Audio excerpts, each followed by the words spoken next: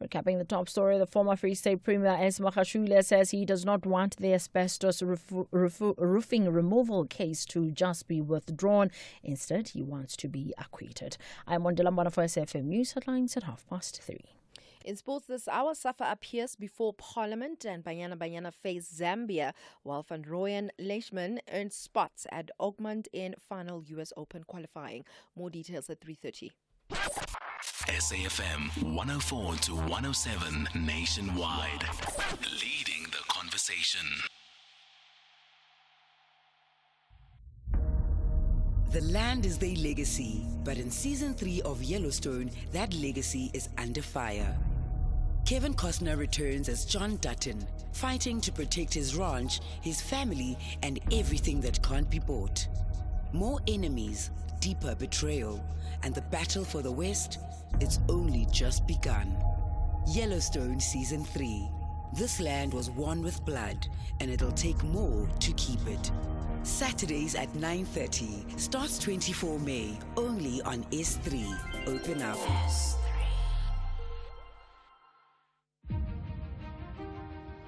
SAFM invites young people between the ages of 18 to 35 to take over the airwaves this Youth Month. All you have to do is send a WhatsApp voice note or text message to 061 410 4107 or email info@safm.co.za. Tell us which show you'd like to co-host and what youth-focused issues the G20 should incorporate ahead of the summit. And we could be calling you. Terms and conditions apply. The National Pulse with Ashraf Garda on SAFM. You're listening to the National Pulse, weekdays 3 to 6 p.m. I tell you what, all I can say is really, oh my goodness. When Floyd Shivambu moved from the EFF to the MK party, I described it as the political transfer of the season. Well, he's still part of the MK party, I can tell you now, but in a similar way to you get footballers and rugby players who get subbed during matches, in many ways he's been subbed. He's been removed as the Secretary General of the MK party. Where he goes to next, we don't know. There's been speculation. In fact, there is confirmation he'll be redeployed to Parliament. And they may say that, in fact, it's a promotion of sorts. But as you know, there's been lots of speculation around himself and his future within the party for the last few weeks. And you know, just a few weeks back, a week ago, in fact, the chief whip of the party was also removed as the chief whip. I'm talking about Mzwanele Manye, right? So there you are. And where he was going to go, to be decided, is what we were told.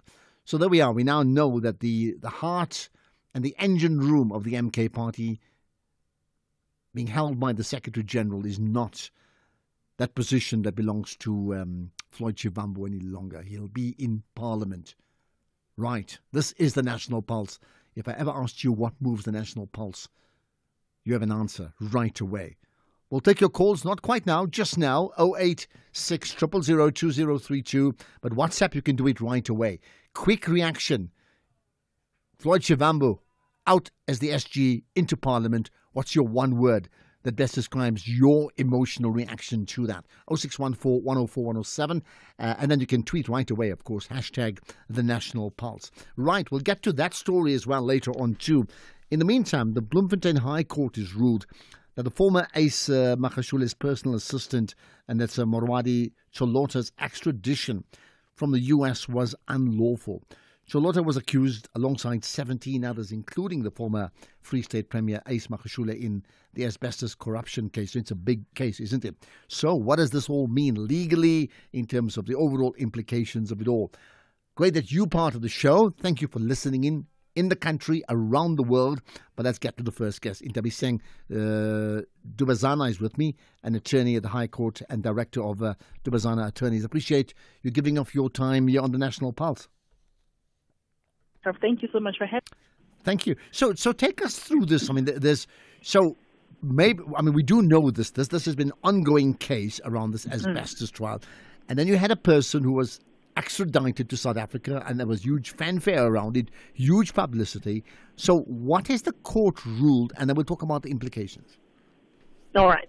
So now that the court has decided that the extradition was deemed to be illegal or unlawful, it therefore means that her arrest was unlawful, which means if her arrest was unlawful, she therefore cannot be tried for this case at all. So she's not going to be an accused person. She's not going to be a witness whatsoever in this particular case as a direct result of today's ruling. The main reason is that in terms of Section 35 of the Constitution, the rights of an accused and also suspected person should be upheld at all times. So if the extradition was supposed to happen in a manner that was dictated to in terms of the law, then the state should have ensured that the process was in accordance with the law, which they failed to do per the judgment that we heard today. So now it means that any charges that they had leveled against the accused or Ms. Choloto is now going to be deemed unconstitutional, and therefore they cannot proceed. Okay, and the key in terms of ruling it as unconstitutional, I mean, you made the point about who actually can effect an extradition, isn't it? Yes. So the NPA would have to obviously, or our government would have to communicate with the government wherein our deemed accused person is currently residing or our suspect. And then if there is some sort of agreement between the two states that this is the process that we follow, then we have to engage. I mean, I think we've seen it a few times in different cases like the Gupta brothers, Bushiri, and so on and so forth. So now, there ought to have been that kind of communication before, and then the laws that are happening on the other state wherein the accused is residing will be dealt with, and then the accused will be brought in accordance to that process. But that was not done. The state that was holding, so to speak, the accused did not know that this was actually happening because the NPA or the police officers that were sent that side just went to go and get her without there being a proper consultation and law-abiding process that was supposed to happen prior to her being brought back home. I think the obvious question for now is, I mean, surely the NPA would have known that before, that they don't have jurisdiction around effecting an extradition, but the Minister of Justice does. Why? I mean, would this be a case of something that has been botched? Yeah, no, I wish I had an answer for you there, Ashraf, as to why this happened the way that it did. I don't know if anybody in the NDPP's office, the National Director of Public Prosecution's office, was even aware of what is happening and was the process being followed. Who was overseeing the case? Were they aware that the T's were not crossed and the I's were not dotted? Because once the accused came in and the first thing that she cried was, "This is unlawful," then they need to go back and see if the process was done correctly. And if they saw that something was wrong, the first thing that they had to do was to withdraw the charges before she could go through this process and before them putting her in the court as a first appearance, which they did, unfortunately. So now at the stage where the matter is at, they do not have grounds apart from taking it on appeal to continue the criminal charge against her. So it'd be very interesting to see who dropped the ball in the NPA's office. All right. And just so that we understand this, I mean, just regarding the one particular person, Ace Magashula's personal assistant. Mm-hmm. So at the moment now, so that extradition has been declared unlawful from the USA. But does that mean now that can be revisited if the correct channels are now followed? Well, no. The only way that it can be revisited is on appeal. So if they take it to the SCA and the SCA overturns the Free State High Court ruling, then yes, she can be added again as an accused person in this matter. But at this stage, it cannot be revisited. It's done its just that the charges have been withdrawn by virtue of today's ruling. What I am interested to find out, though, would be, if I'm not mistaken, a confession was then given by Ms. Choloto at some stage. Would then that confession be also deemed to be inadmissible in terms of the current matter that's going to go on tomorrow? How will the state proceed with that? Or would the defense attorneys then choose to use her as their witness versus the state using her as a witness?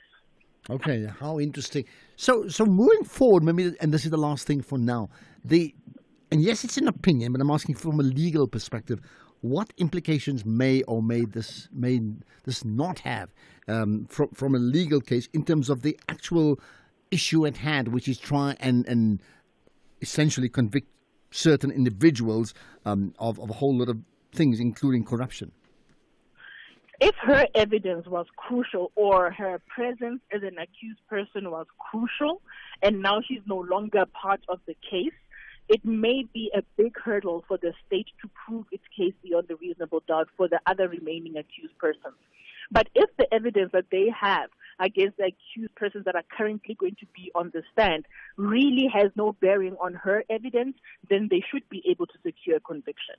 Okay, and that's where we're going to leave it. But million-dollar questions coming out of this one. In Tabiseng Dubazana, who is the Director of Dubazana Attorneys, much appreciate your insights into this conversation about one person in particular, and that is the former personal assistant of Ace Magashule, and that's Morwadi Cholota, and her extradition now declared unlawful by the Bloemfontein High Court. Called it drama after drama after drama. And the common denominator has always been about how charges get laid out and not. Well, this is the National Pulse. Your comments, by the way, on the other issues, including the fact that Floyd Javambu now being redeployed to Parliament outside of his position as the Secretary General of the MK Party. What's your one word to describe what do you feel about that? Or more, you can go ahead and let me know. We'll take your calls and comments in a moment. Planet Earth, third planet from the sun. A cool place within the solar system where you can pause and take a deep breath without your lungs exploding. Home to an amazing array of wildlife and amazing landscapes that will leave you breathless either through wonder or fear. For humans, it's a place they call home, the only one that they have now. Team Surai follows a dedicated group of individuals dedicated to protecting the planet. Their mission: to encourage viewers to take concrete steps to protect the Earth. Catch Team Surai Thursdays at 6 p.m. S3, open up. After school snacks, a bag of chips or maybe some biscuits, instant noodles for lunch. Ultra-processed products such as these may be high in sugar, salt, or saturated fat. Having too much of these products could lead to diabetes, hypertension, and heart disease. Our health is in danger. We have the right to know what's in our food.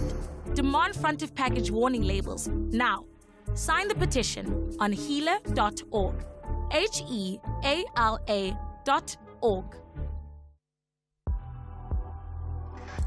You are listening to the National Pulse with Ashraf Garda. Okay, and there's also developments in other parts of the world, in particular around the DRC. According to the latest report released by Human Rights Watch itself, the M23 group's what is described as a brutal control over the Goma region has created a climate of fear among those perceived to be allied to the Congolese government. The report from the Human Rights Watch also suggests that the group has summarily executed at least 21 civilians and likely, unproven, many, many more as well. So what do we make of all of this? Representing Human Rights Watch, a researcher at Human Rights Watch is Clementine Monjoy, who is a senior Great Lakes researcher there. Appreciate your time, Clementine. Thanks for connecting me on the National Pulse. Thanks for having me. Thank you. All right, I'm looking at the key headline points of your report. Tell us more, because it certainly comes across as pretty gruesome, isn't it? Yeah, it is. It's a particularly shocking incident. Several months of research have gone into this to piece together what happened during this weekend of the 22nd and 23rd of February.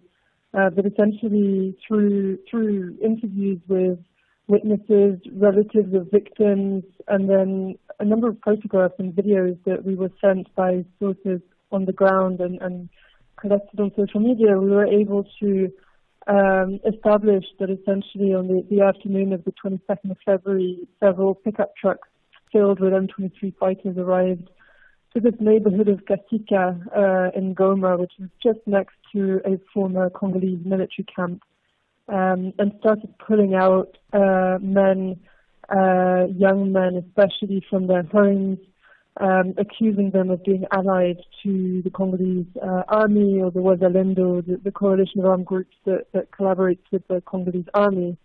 And many of them were executed with a bullet to the head or a bullet to the chest. There's a particularly gruesome video that was circulated in the days after the event, showing the bodies of 11 young men who were executed in a construction site just next to the former military camp.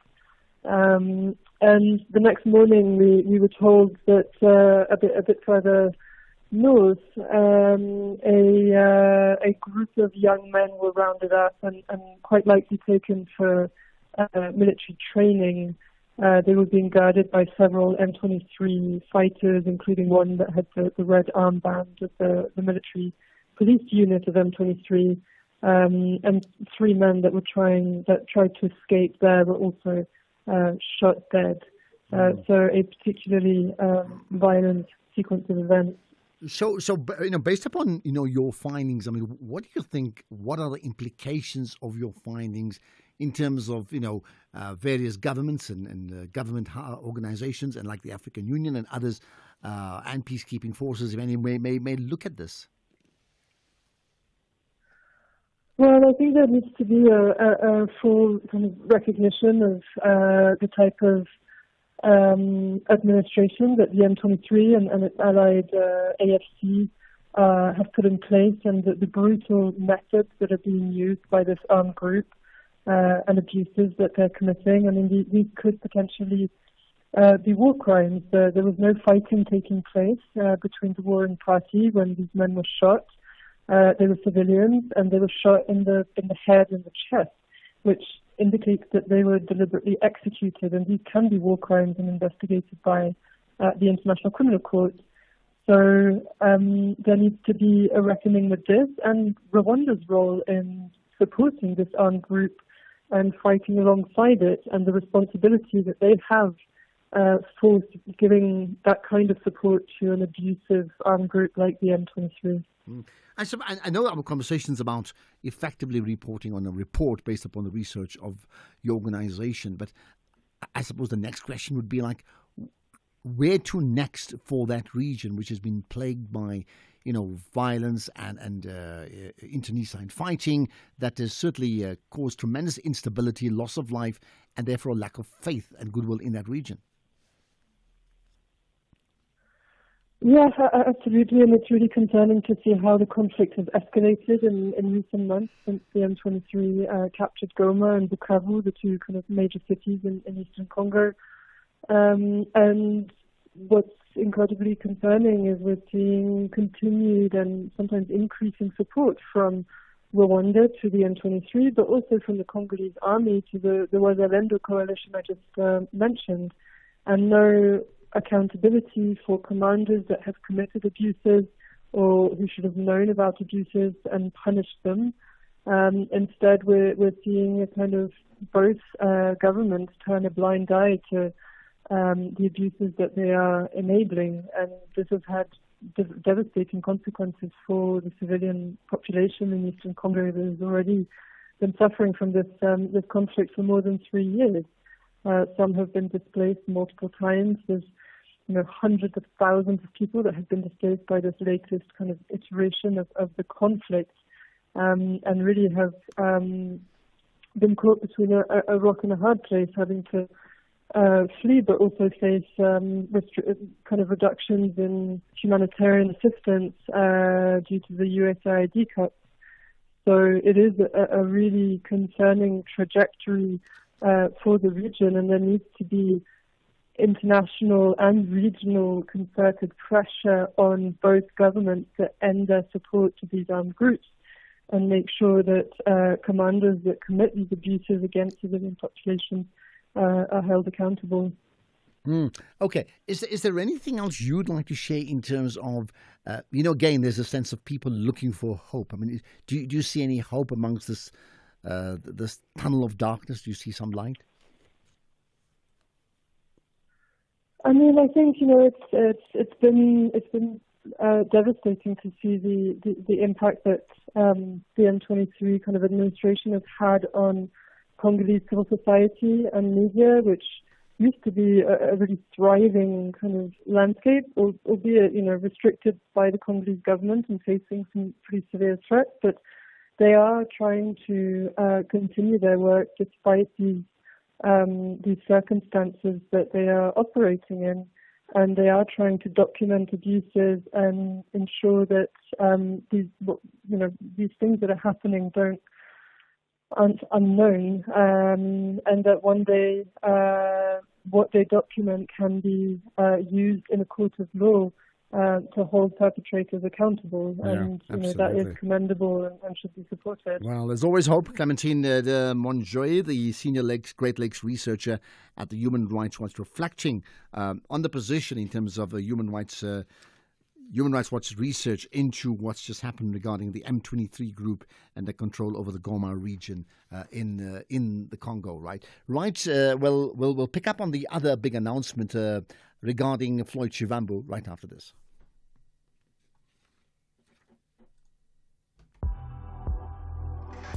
You are listening to the National Pulse with Ashraf Garda. Right, so we've been talking about Floyd Shivambu, and we now know he's not the Secretary General of the MK Party any longer. So that press conference started about an hour or so late, but it then got confirmed. And let's pick up this announcement from the MK Party chairperson, Nkosinathi Nhleko, and he made this announcement.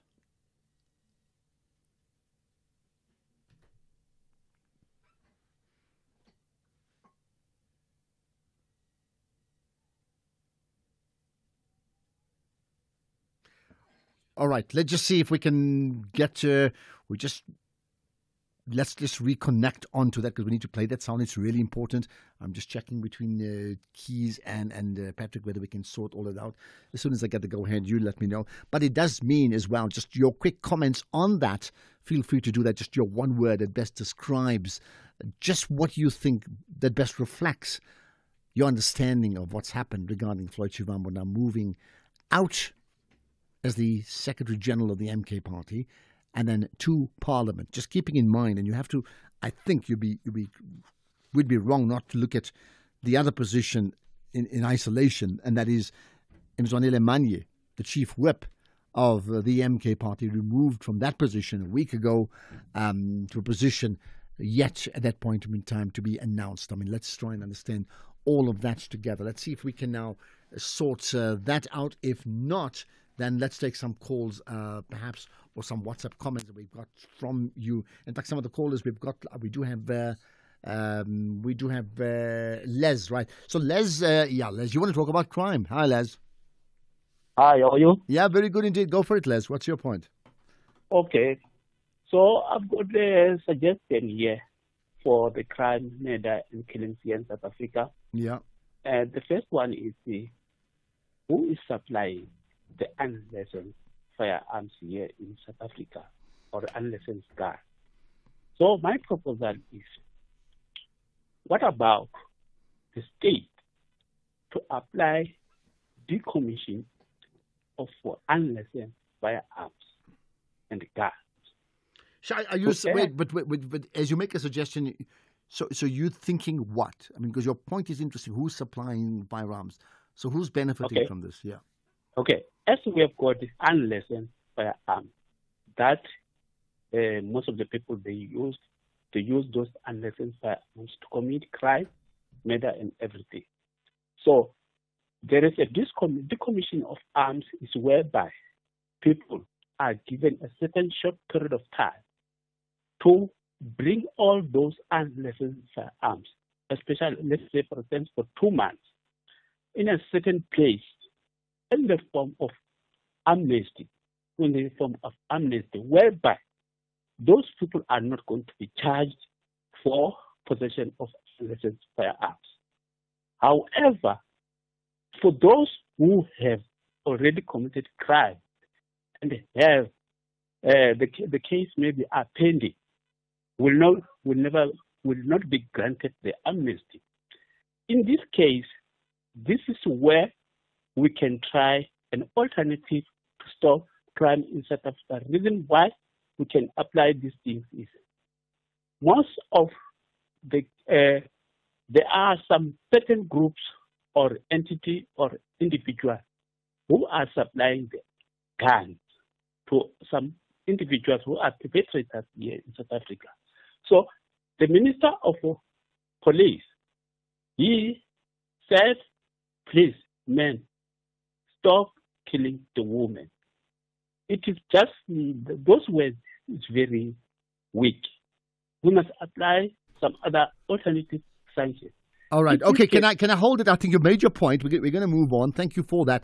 There's no question that the issue of crime is a huge problem in South Africa. And yes, it's women, but it's not just women. I think across the board, there's a sense that crime persists in our country because criminals believe they can get away with it. Let's get the news headlines. Here's Ondela. Thank you, Ashraf. On the news headlines, the Umkhonto weSizwe Party has recalled Florence Shivambu from his position as Secretary General and has redeployed him to Parliament. The announcement was made at a media briefing in Durban, in KwaZulu-Natal.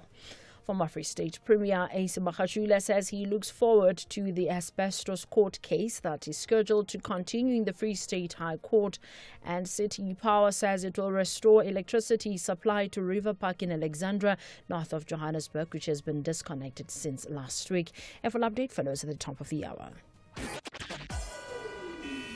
SAFM, guiding you through the rush hour traffic. Good afternoon. Starting off in Gauteng, the N3 southbound in Spruitview is a crash before Leondale Road. The N1 southbound in Spruitview also has a crash reported before Rivonia Road, and Eskampa-Hleli Drive northbound in Pretoria has a crash near Mabopane Highway. In KZN, the N3 westbound has a stationary vehicle at Hammersdale. In Cape Town, the N2 outbound, a stationary bus after Rautenburg Road. Albert Road outbound is slow moving through Woodstock, and the M5 southbound slow moving towards Milner Road. With your traffic update, I'm Irma G. SAFM supports a litter-free South Africa. Play your part in keeping our surroundings and environment clean. SAFM, leading the conversation.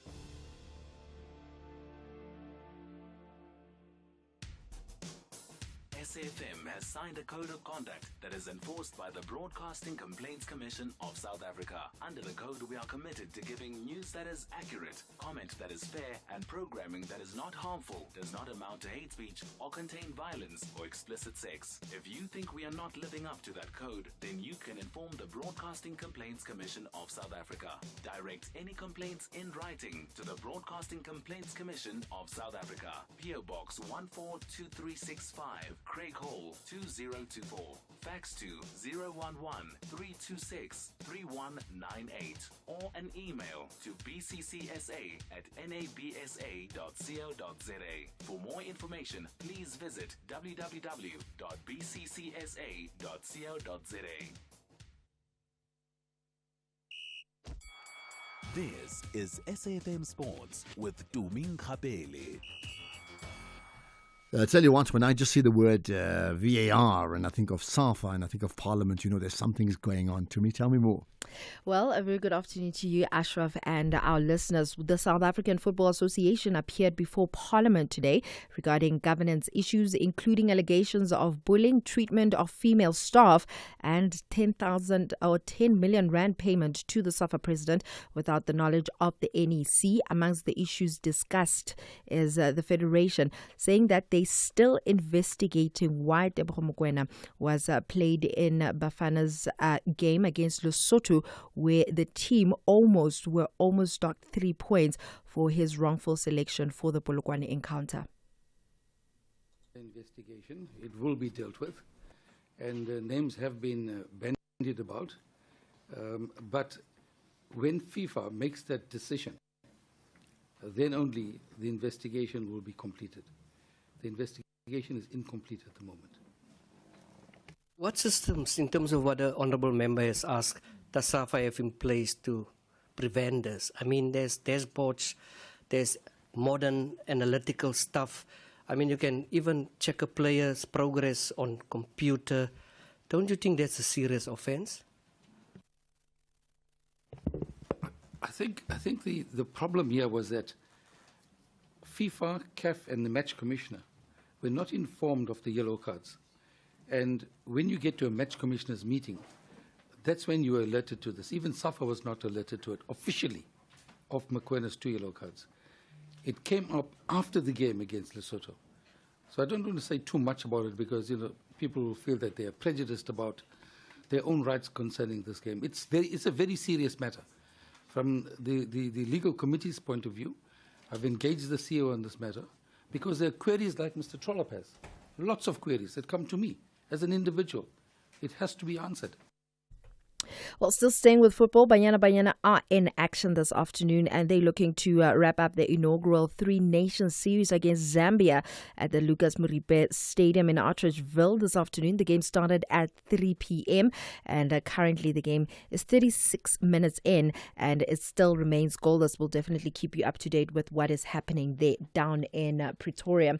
Elsewhere, Carlo Ancelotti already has most of his squad and is starting the first training session with his new coach to qualify for the South African qualifiers, the new team rather. Now, with a week in his new position, Ancelotti is preparing to deliver results in the matches against Ecuador and Paraguay.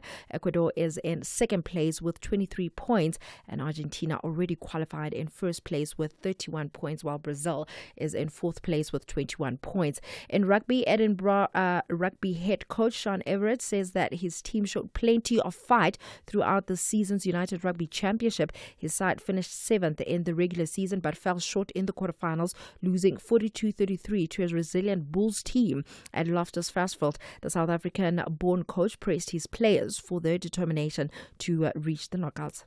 Yeah, there was a lot of fight shown. It's a challenging season. We had a tough start with Leinster at home at full strength and then, getting on the plane the next day and coming to South Africa for 2. And then pulled it together quite nicely, up until the break to November. Then, we staggered along. We were good and we were inconsistent in our performance as well. And didn't always get the results. But if you look at what the guys have achieved to get where they were and then to get into this position of a quarterfinal, their efforts have to be commended. It's not easy to go into the last 2 rounds of competition needing 10 points to qualify. In golf, South African Erik van Rooyen is among those who earn spots at Oakmont next week from US Open Final 36-hole qualifiers. Van Rooyen fired rounds of 64 and 67 to finish first on 13 under 131 at Kinsale Golf Club in Ohio. Now, Van Rooyen missed the cut in his last 3 US Open starts over the past 4 years after making his best finish, a share of 23rd in 2020. He's a 2-time PGA Tour winner, most recently at Cabo San Lucas, Mexico in 2023, and was also a runners-up at last month's CJ Cup Byron Nelson tournament. On that note, it is a wrap from my side for now. I'll have more in the next hour. By the way, just a quick one. Part of SAFA being in Parliament, they also made a note. I see Makashule Ghana asking what is the cost of the VAR, and the Minister of Sports sort of confirming that it'll be 90 million. Rands. But interesting, it's going to be funded by government as opposed to sponsors within the league. Does that make sense too? It doesn't make sense, but the sports minister has been saying that for him personally, it's not a problem to get sponsors because he's already in the business world. What I'm saying, I like VAR, and I don't like the long drawn. It happened even in the Saturday, the Champions League game. Like they had like a 5-minute VAR break. That's ridiculous. But the principle is correct, right? Yeah. But if you can get a sponsor, get the sponsor. I'm just looking at why would Parliament or government have to fund it for a fully fledged league which is able to get sponsors. Interesting thought. Welcome back to the sun-drenched shores of St. Marie, where the beaches are beautiful and the murders are mysterious.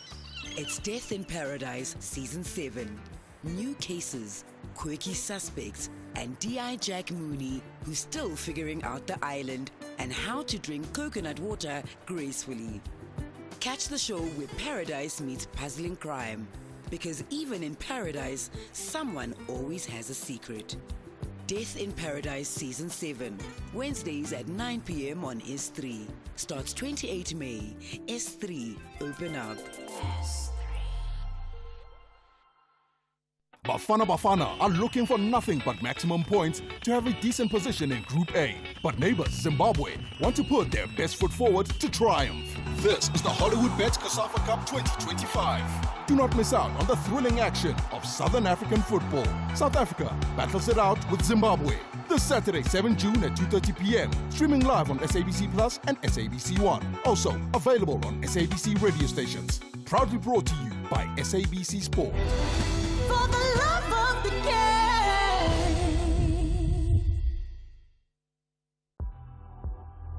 X at SFM Radio and at Ashraf Garda. Okay, let's go back to the Floyd Shivambu issue that we were unable to play the soundbite or clip earlier on. So we now know he's been redeployed to Parliament. This is the official announcement from the MK party.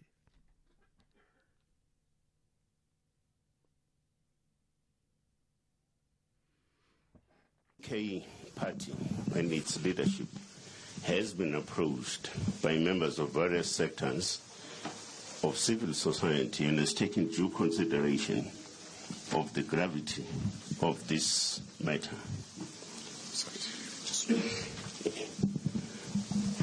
Due to the various nature of this matter and its implications for the party, its image, values and principles, the President and national officials were left with no other option but to act swiftly in addressing this matter. Consequently, as a responsible organization accountable to its electorate and the broader society, the national officials have come to a decision to redeploy Commander Floyd Shivambu as the Secretary General of the party and redeploying him to the National Assembly. Excuse me. We believe that his redeployment will strengthen the MK party caucus as the official opposition, as Commander Floyd Shivambu carries a wealth of experience as a former member of parliament. Well, I mean, so let's get confirmation. They talk about a wealth of experience and therefore he's been redeployed to Parliament. But the key factor comes in the official statement of the MK party. And it's pretty lengthy. I'm not going to read it all. But this is the point that you need to know. It refers to the matter pertaining to the recent trip undertaken by the Secretary General, Floyd Shivambu, to Malawi, was reflected upon after lengthy discussion and considerable inputs from the national officials. It was concluded that the actions by the Secretary General were found to be against the spirit and the prescripts of the MK Party Constitution. More specifically, Section 3 under offences, which stipulates the following: undertaking international trips and participating in activities and programs that are opposed to the agenda of the MK Party or an allied party. Essentially, that's the story. That's why he's not the Secretary General of the MK Party any longer. Right reaction from you. Let's hear it. Across South Africa, online and on radio. SAFM, let's talk.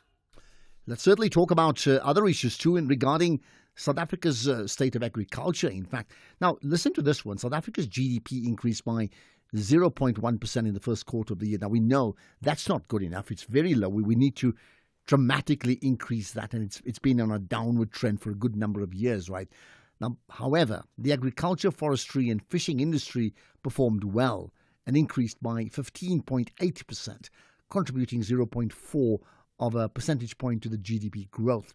Well, let's look at that. Joining us now to highlight the importance of the agricultural sector is Wandile Sitlobo, who's the chief economist of the Agricultural Business Chamber of Commerce, AgBiz. But specifically, I would say nobody champions agriculture better than Wandile Sitlobo. So thanks for joining us, Wandile. Much appreciate your time on the National Pulse. Thanks for having me on, Ashraf, and you're very kind. Thank you. Well, I certainly think you've absolutely put the issue of agriculture in the mainstream conversations and explaining it in a way that we understand why it's that important, right? So let's talk about these numbers. I mean, tell me more about what I've just announced, and let's try and make sense of it. Yeah, I think, Ashraf, we could look at it in two ways. One, just the general importance of agriculture and still of relevance in the South African economy. And I think sometimes we always look at it for the fact that it's about 2-3% of the overall GDP if you're looking purely on a primary level. But this sector is still meaningful. And of course, that number can be bigger when we think about backward and forward linkages of the sector. But for the numbers that we are looking at it now, it does tell us that we are now getting into a space where the sector is recovering. I mean, last year, it was horrible when you're looking at the agricultural figures, second quarter, third quarter, where they were in the negative. But this time around, we are in the positive, favorable weather conditions, better harvest that we saw in the fruit side of the sector. And I think that this positive performance now of the first quarter is something that we will see even throughout the year, because when we look at the grains and the oilseeds figures, they suggest that we may see double-digit expansion there. It's the same thing when you think about wine and the other crops. So it's really a production side of a recovery of agriculture that we are seeing paying off. And why do you think that is the case in a world, in a country certainly where so many industries are suffering, and the usual answer is if we stay afloat we're fine? There are a couple of things. There's a long-term investments that have been made in agriculture and just generally boosting the productivity. Either it's through better genetics, better seeds technology. Farmers spend a lot. I mean, if you were to consider a metrics of a debt, they've borrowed from banks over 220 billion rands and plunged it into the sector so that we can continue to see this expansion and a number of things happening. And I think it's that one paying off. But I must say that for the first quarter of this year, even the port issues that we always complain about, and we still complain and think that there's room for improvement, they've been showing a better activity. Think about the exports, for example. First quarter of this year, our agricultural exports were up 10%, at around about $3.4 billion. That show you then that there was good activity at the ports. It's not just the prices, the volumes are also great, and that long-term investments that has been made by the farmers on boosting the productivity. It's a combination of those things, and the favorable weather conditions, of course. We can't underplay that. That's the gift of this year, and I think it's paying off nicely. And how important, is a successful agricultural sector to the overall growth of the country? And as you know from my intro, of a country where GDP growth has been disappointingly low for the better part of a good, almost a decade, I would think, even maybe longer. You could look at agriculture, Ashraf, from headline numbers, like we are doing now, in the sense that it changed the fortunes of the economy when you think about its contribution.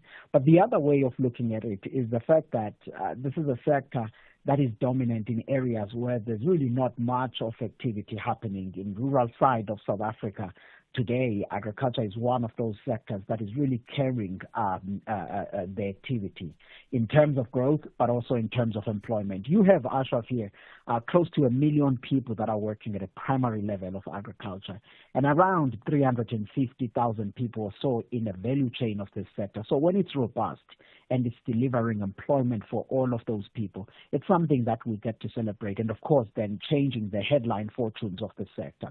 But I'll say this, we're not without problems. You probably saw on the news today that currant beef and the others struggling with foot and mouth disease.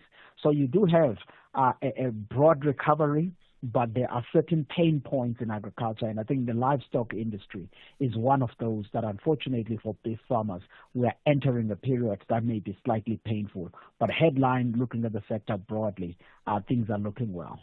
All right. Now, also, we must exercise a word of caution, because as we gloat with some victories, understandably so, there's this looming cloud called AGOA or non-AGOA and Donald Trump.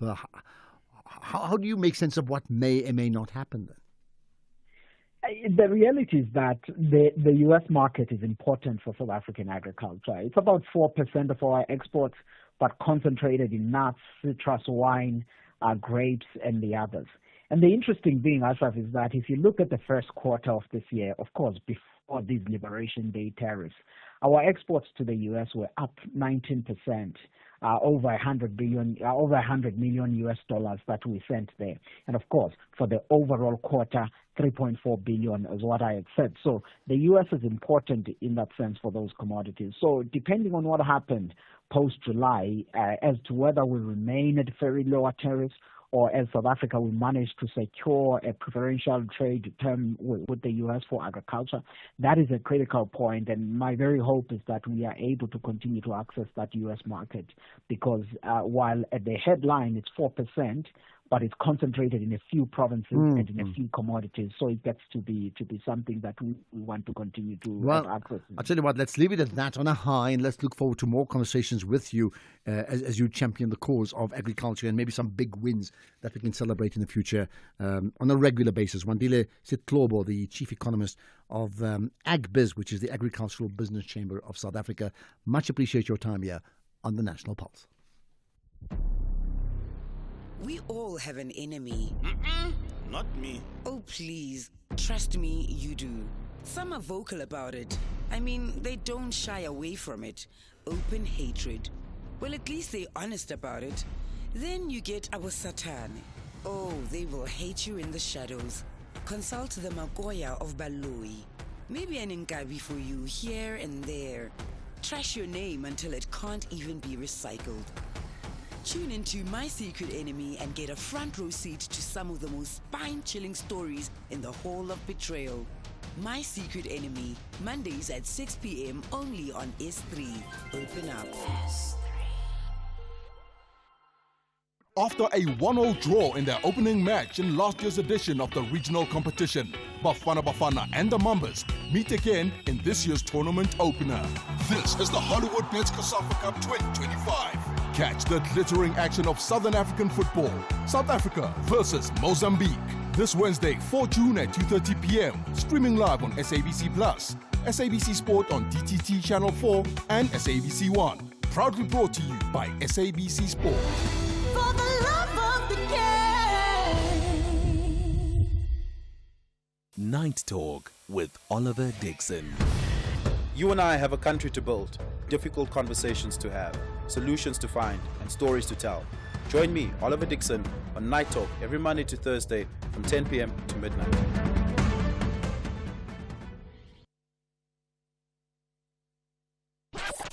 SAFM 104 to 107 nationwide, leading the conversation. Okay, let's talk about conversations. I want to know what you think. You're on the pulse, aren't you, on a big day as we talk about many things, including the first conversation we just had, which was regarding the former assistant of Ace Magashule now and her extradition from the USA being declared unlawful. Wow. And then we topped it off with the fact that Floyd Shivambu effectively, not even a maybe a sideways shift, a statement says he was not suitable, therefore, to be now the SG any longer. So he's off to Parliament. He cannot serve as the SG. Right? You're on the pulse. You tell me what you think. Let's get to some of your comments. I'll play the WhatsApp. It's Njinji Tegwin. Yeah, whoever is going to take over the SG position within Umkhonto weSizwe is going to be just a warming seat for Ace Magashule. All roads, we like it or we don't like it, the two centers of power in South Africa are union buildings and Nkandla settlement. We like it or we don't like it. It's like that, boss. Ginger Tegwin, thank you. You say, I mean, two centers of power like they equal to the union buildings? I wonder. As far as Ace Magashule is concerned, well, maybe you're right. Maybe not. Good afternoon, Ashraf. At first, I thought that Floyd's move to the MKP was a wise one, but it proves to be a political suicide. I think he must just eat a humble pie and go back to the EFF. At least I think Malema's iron fist is better than Zuma's frail fist. Thank you very much, Peter Maila Machaba from Letswata. Well, Peter, you think the iron fist is better than the frail fist. Some may say Zuma's fist is not frail at all. They've dealt with Shivambu decisively in many ways. Okay, more comments about agriculture. Al Bakwe, thanks for your time from speaking from Taurung, right? You put your town on the map when you call in. You know that. Go for it. Thanks, Ashraf. Good afternoon and good afternoon to the listener. Good afternoon. No, I was listening to my brother, the one talking good about agriculture, but I want to put this one clear, my brother. You know, my hometown is an agricultural area, but truly speaking, our black people are suffering that they are having land. And they even leave the land to the white farmers. They are the ones who are making money and everything. But the question is, we don't have a credible people from the government that can run this sector better, more especially in my province. Truly speaking, our people are suffering. We could have done much more better. Even agriculture can still do much more better if we can get a good support from the government that will assist our people, and it will also alleviate the poverty from our people. Okay. All right. Thank you so much. Support from government. Some may say they're doing it already. Can they do even more? What more needs to be done, right? Ashraf, what is currently happening at MKP party pertaining to Floyd SG removal, it's a political tsunami. That's how I can describe it. It's a tsunami. It's been a tsunami in the making for some time. Now it's a blown out tsunami. Yep. It's been a tsunami, okay, but it's not like they've lost votes because of it, if that's what you think. Okay, got your point anyway, and here's another. Hi, Ashraf, this is my corners from Johannesburg. The one word that I would use regarding Floyd Shivambu moving from Secretary General to the Parliament at MK is disastrous. It is disastrous indeed that is moving, and we have foreseen this, that is running a risk of being moved around in MK because the party is unstable. Thank you, Ashraf. Okay, but I hear you, but do you not take what their statement talks about to value, to say, hold it, he's actually, because, before that we didn't know why he was moved, whatever reason they were going to tell us. Now we know they've put it on statement as a fact to say they were unhappy with his visits to Malawi, to visit Bishop Bushiri, and it was certainly not authorized, and therefore they couldn't have a position in that position to be seen fit to hold up the reins as the Secretary General. That's the official comment, not mine. That's what they say. Good afternoon, Ashraf. I have no sympathy for Floyd Shivambu. He deserves everything that's coming to him. He left his Stokvel that he started with Julius to go and join Zuma's Stokvel, and he doesn't have any control there. So bona corner, like Zuma used to say, hey, hey, hey. Thank you, Anonymous in Durban. There we are. Started his Stokvel and no sympathy for him, really? But are the MK party right? Think about this one. In this case, have they been decisive in dealing with someone who's fallen foul of party rules in the way that perhaps the ANC may not have been? Think about it. Hi, Ashraf and the SFM listener. Ashraf, you see for Shivambu, MK, they just afraid to say, man, your job is redundant. We don't need you here anymore. They just shy to say that. They think maybe he can say tackle on the wall so that here it means this. They don't need me here anymore. Thank you. Do you think, as some may suggest, that the visit to Malawi gave the MK party the opportunity to shift Floyd Shivambu out? But if that was the case, why would they then put him in as SG in the first place? Surely they knew what he was capable of, and they knew what he could do and did do within the EFF. So you put him into the engine room of the party. Has he let the party down? Just think about it. Let's get the news. It's 4:00. Here's Ondela.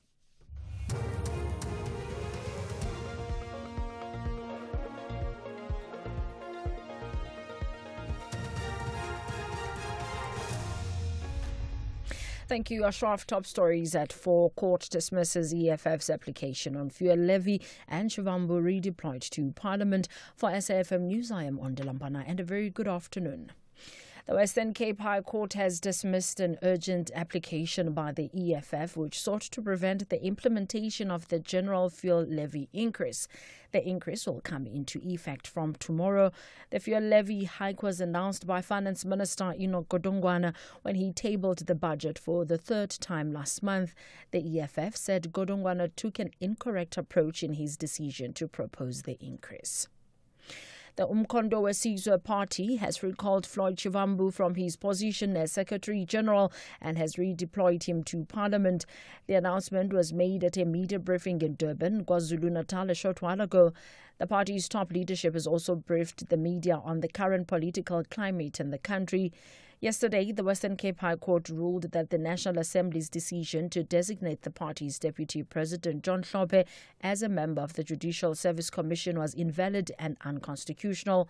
Last week, Colleen Makubele succeeded Mzwane Lemanyi, who was removed as the chief whip of the MK party in Parliament. Shivambu has welcomed the redeployment. I want to confirm that the national officials have taken a decision which I fully accept as a disciplined member of Umkhonto weSizwe. We've been redeployed to the National Assembly and will continue to play the role of advancing the agenda and program of Umkhonto weSizwe. Former Free State Premier Ace Magashule says he looks forward to the asbestos court case that is scheduled to continue in the Free State High Court. Magashule's comments come as the Free State High Court ruled that the extradition of his former PA Muruadi Cholota was unlawful. Cholota was considered as a star witness in the asbestos matter. Magashule and 17 of his co-accused, which include businessman Edwin Sodi, have been charged with fraud, corruption and money laundering and the 255 million rand asbestos saga. I'm looking forward, but I don't just want this case I don't want just a withdrawal here. I want to be acquitted because I have not done anything wrong. If I'm guilty of anything, of corruption, of maladministration, of whatever, of oversight and whatever they charge me with, the public knows me as a corrupt person. So I will still want my day in court so that I take the stand and I expose what has not been exposed until today. My time will come and I'm sure, I hope that MPA will continue with their case. An analyst at ETM Analytics, Laura Campbell, says it is unlikely that the South African economy will grow beyond 1% this year unless structural impediments in the economy are addressed. Campbell's comments come after the latest GDP data released by Statistics South Africa indicated that the country's economy grew marginally by 0.1% in the first quarter of 2025.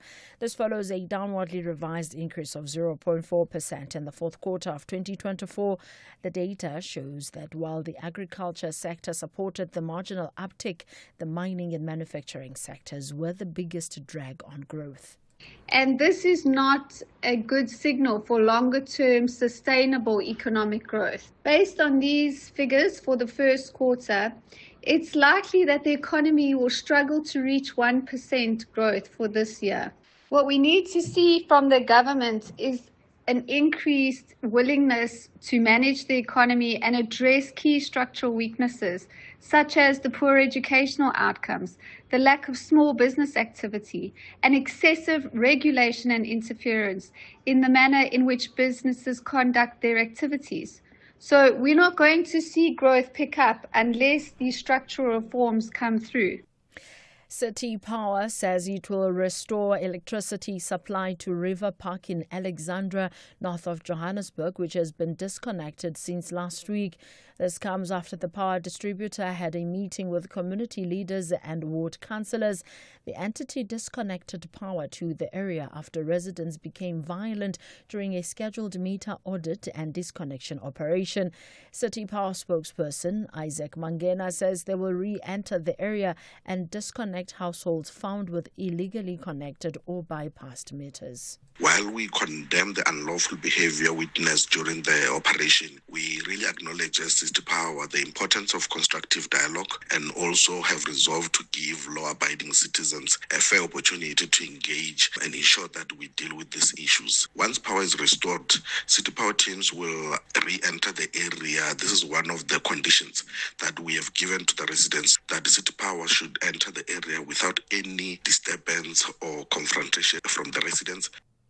Recapping the top story, the Western Cape High Court has dismissed an urgent application by the EFF which sought to prevent the implementation of the general fuel levy increase. I am on Delambana for SAFM News headlines at 4:30.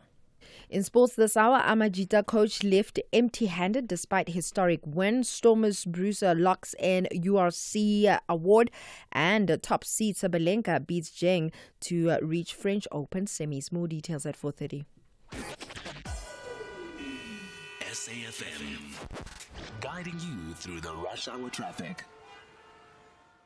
Good afternoon. Starting off in Gauteng, the N1 southbound in Sunninghill has a crash before Rivonia Road, and the N14 westbound in Lanseria has delays towards the R512 Malibongwe Drive exit. In KZN, the N3 westbound has a stationary vehicle at Hammersdale. In Cape Town, Stellenbosch Hotel Road eastbound in Kells River, slow moving at Noyensfontein Road, and Coburg Road southbound in Brooklyn, queuing towards the N1 Coburg interchange. With your traffic update, I'm Irma G. SAFM 104 to 107 nationwide, leading the conversation. Can one word unlock eternal glory? Okay, maybe just a shiny trophy and bragging rights. It's Password US, hosted by the king of chaos himself, Jimmy Fallon. Celebrities try to guess words. Hilarity ensues. Logic? Optional. Laughter guaranteed. Password US, where saying the right word might win the game, but saying the wrong one is way more fun. Password US, Saturdays 7:30 on S3. Say it like you mean it, or don't. We're not judging. After a 1-0 draw in their opening match in last year's edition of the regional competition, Bafana Bafana and the Mambas meet again in this year's tournament opener. This is the Hollywood Bets COSAFA Cup 2025. Catch the glittering action of Southern African football. South Africa versus Mozambique. This Wednesday, 4 June at 2:30 p.m. Streaming live on SABC Plus, SABC Sport on DTT Channel 4 and SABC 1. Proudly brought to you by SABC Sport. For the love of the game.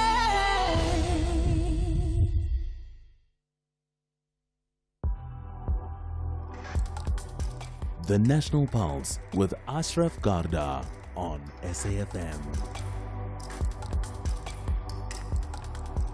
You're listening to the National Pulse, weekdays 3 to 6 p.m.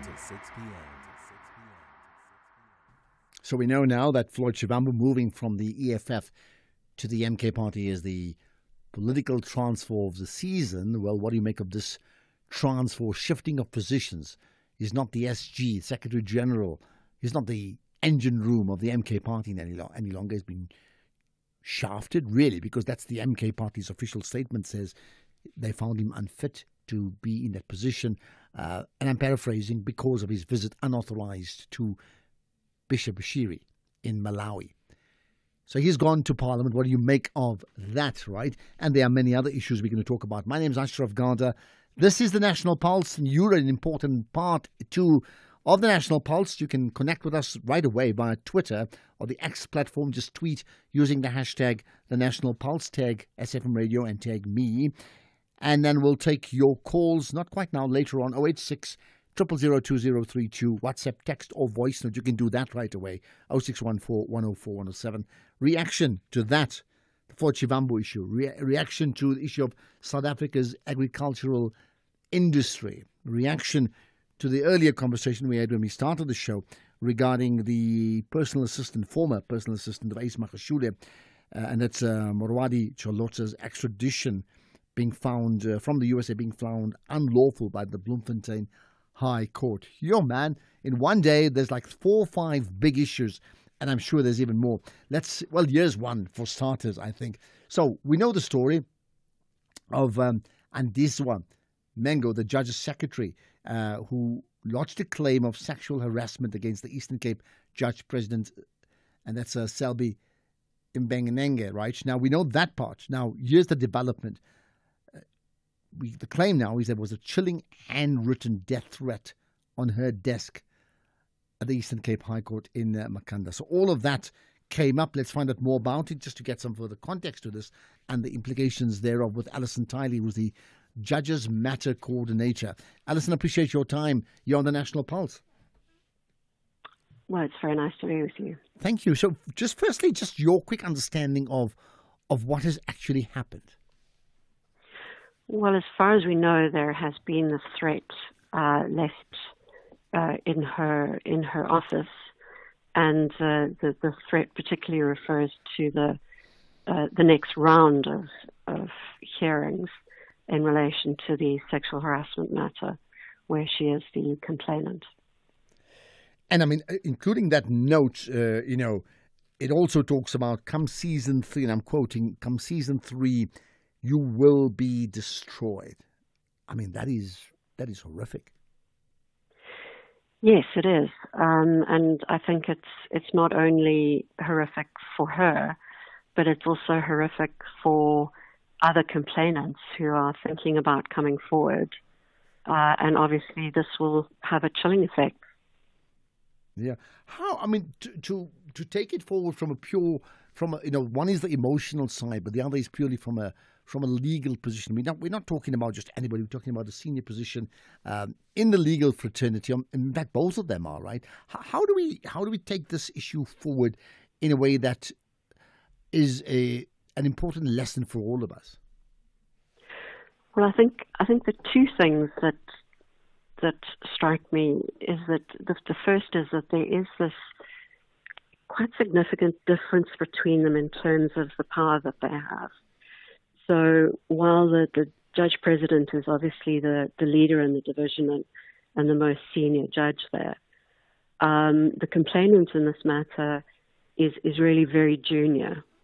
And I think that that's something that is going to be discussed. Evidence will be led about the difficulty with sexual harassment matters, where there is this enormous difference in power, and really what happens, because you don't have a situation where people immediately complain. They freeze, they try and play along, they try and keep their jobs, and try to avoid angering the more senior person. And I think that's really going to be something we're going to be seeing dealt with in the next round. And I think it's something we have to remember with complainants generally, is that they are really anxious about coming forward. They really would rather not. And of course, that what we know is that when complainants don't come forward, you can't take the matter further. I think the second thing that's important is that we know that there's a sexual harassment policy, which the Chief Justice is steering through a consultation process, and we expect that out soon. So that may make a difference. It'll certainly be something that will concentrate people on how to move forward, how to do better in this sort of area. Because, I mean, in this point you made that, in fact, the personal assistant, in this case, I mean, the legal assistant is relatively junior on the one hand. But then we are talking about an Eastern Cape judge president. We're talking about a very senior person. I mean, maybe I'm jumping ahead of myself, but has there been any response from his office today? I've not seen anything. And I wouldn't expect to see anything, I have to say. Perhaps something from the tribunal itself and the leader of the tribunal, Justice Ngwepe. But this is something where there is this kind of threat. I wouldn't be surprised if the SAPS, became involved, and then of course there's a question of her safety, and that the Office of the Chief Justice, which is the sort of department that deals with judges. They may then have to step in. Because, I mean, again, in terms of that note, and there's a few different lines from it, one saying, remember, one bullet is waiting for you. Now, obviously, she's got to take it seriously, but we've also had cases in the last couple of weeks. In fact, in the last couple of days, there was an IFP representative who was killed for reasons that is unclear. There was also a member of the legal fraternity also killed, I think it was yesterday, which does suggest, the point you made earlier around, civil protection for people who actually come out and are whistleblowers in some form or the other, whether it's direct or indirectly. There's a sense that these ability of people to knock off key witnesses or complainants is sort of growing, and they're growing, therefore, in confidence in doing that, right? How then should society respond to that? In a way, you obviously want to protect the person, but moving beyond that, you want to get to a situation where we shouldn't be having these conversations. And there's sort of a range of issues you raise, and I think firstly just the question of safety in courts, and we know that courts aren't safe, and we had somebody being gunned down in broad daylight in the Wynberg Magistrates Court. We know that magistrates are threatened. 4 in 10 magistrates say they've been threatened in the Western Cape, slightly less elsewhere.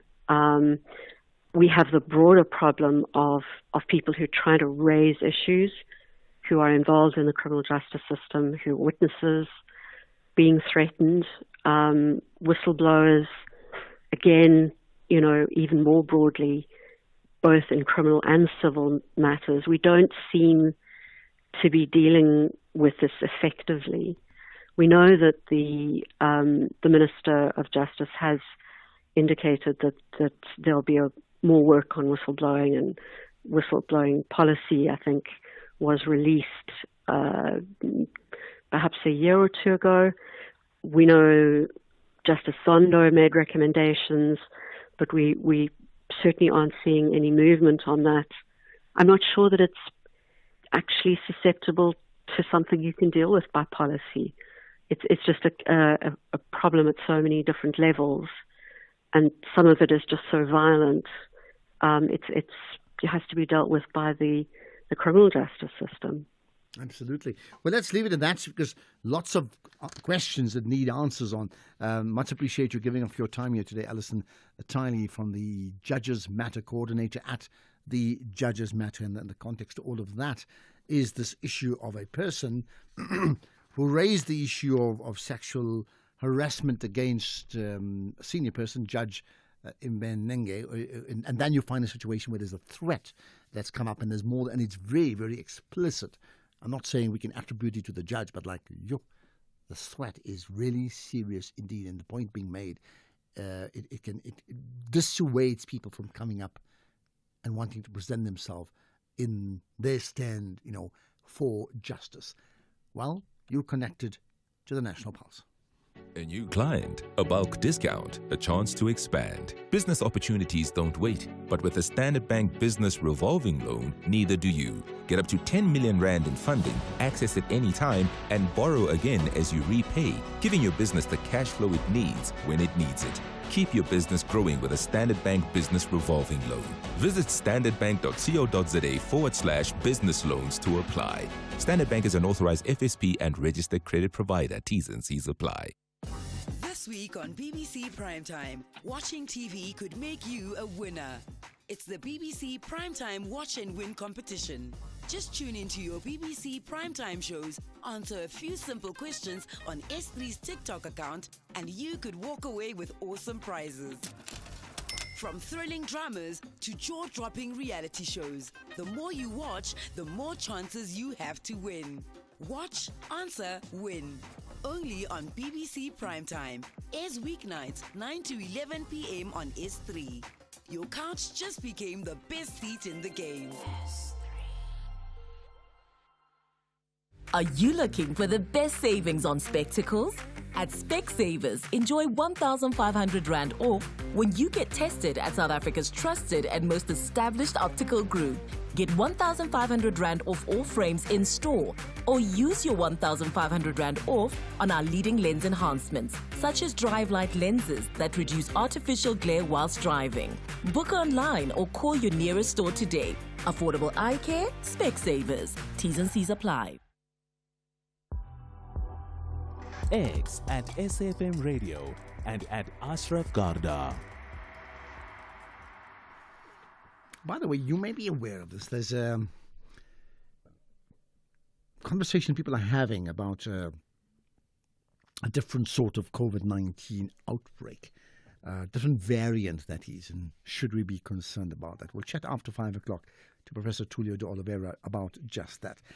In the meantime, let's get into another big issue. We touched on it last week where the EFF said they will take this issue of the petrol or fuel price increase to court. They're not happy with it regarding what came out of the latest budget. Remember that? Well, now they've filed that application against this fuel levy increase. That happened today at the Western Cape High Court. Okay, so let's find out what really happened and where's this headed with the SABC News reporter in court, and that's Abongwe Kobakwane, the SABC News reporter covering the story in Cape Town. I appreciate your time and thanks for connecting to the National Pulse. Ashraf, to you and the listeners of the SFM. Right. So what, give us a synopsis of what happened today. Well, insofar as the case is concerned, I remember, I think as you said earlier on, it was an urgent application which sought by the EFF, which sought to ask the court actually to prevent the actual implementation of the fuel levy, which takes effect tomorrow, as the pronunciation of the finance minister, Godongwana. Both lawyers, legal representatives from the Minister of Finance, as he was the first respondent, and the second respondent was Parliament, but Parliament didn't actually participate because there was no relief that was sought from them, and then it just said it will abide by the ruling of this case. To go forward, then earlier on, the legal representative of the EFF as an applicant, they started the argument saying that all that what they do now, because the application on its own, it consists of two parts, what is called Plan Part B, Part A and Part B. Sorry, and then today the argument was on the Part A of the argument, and then the issue of the Part B was pending, depending if the relief they sought or the order they wanted from the court, they got successful in it, and then they were going to go for Plan B.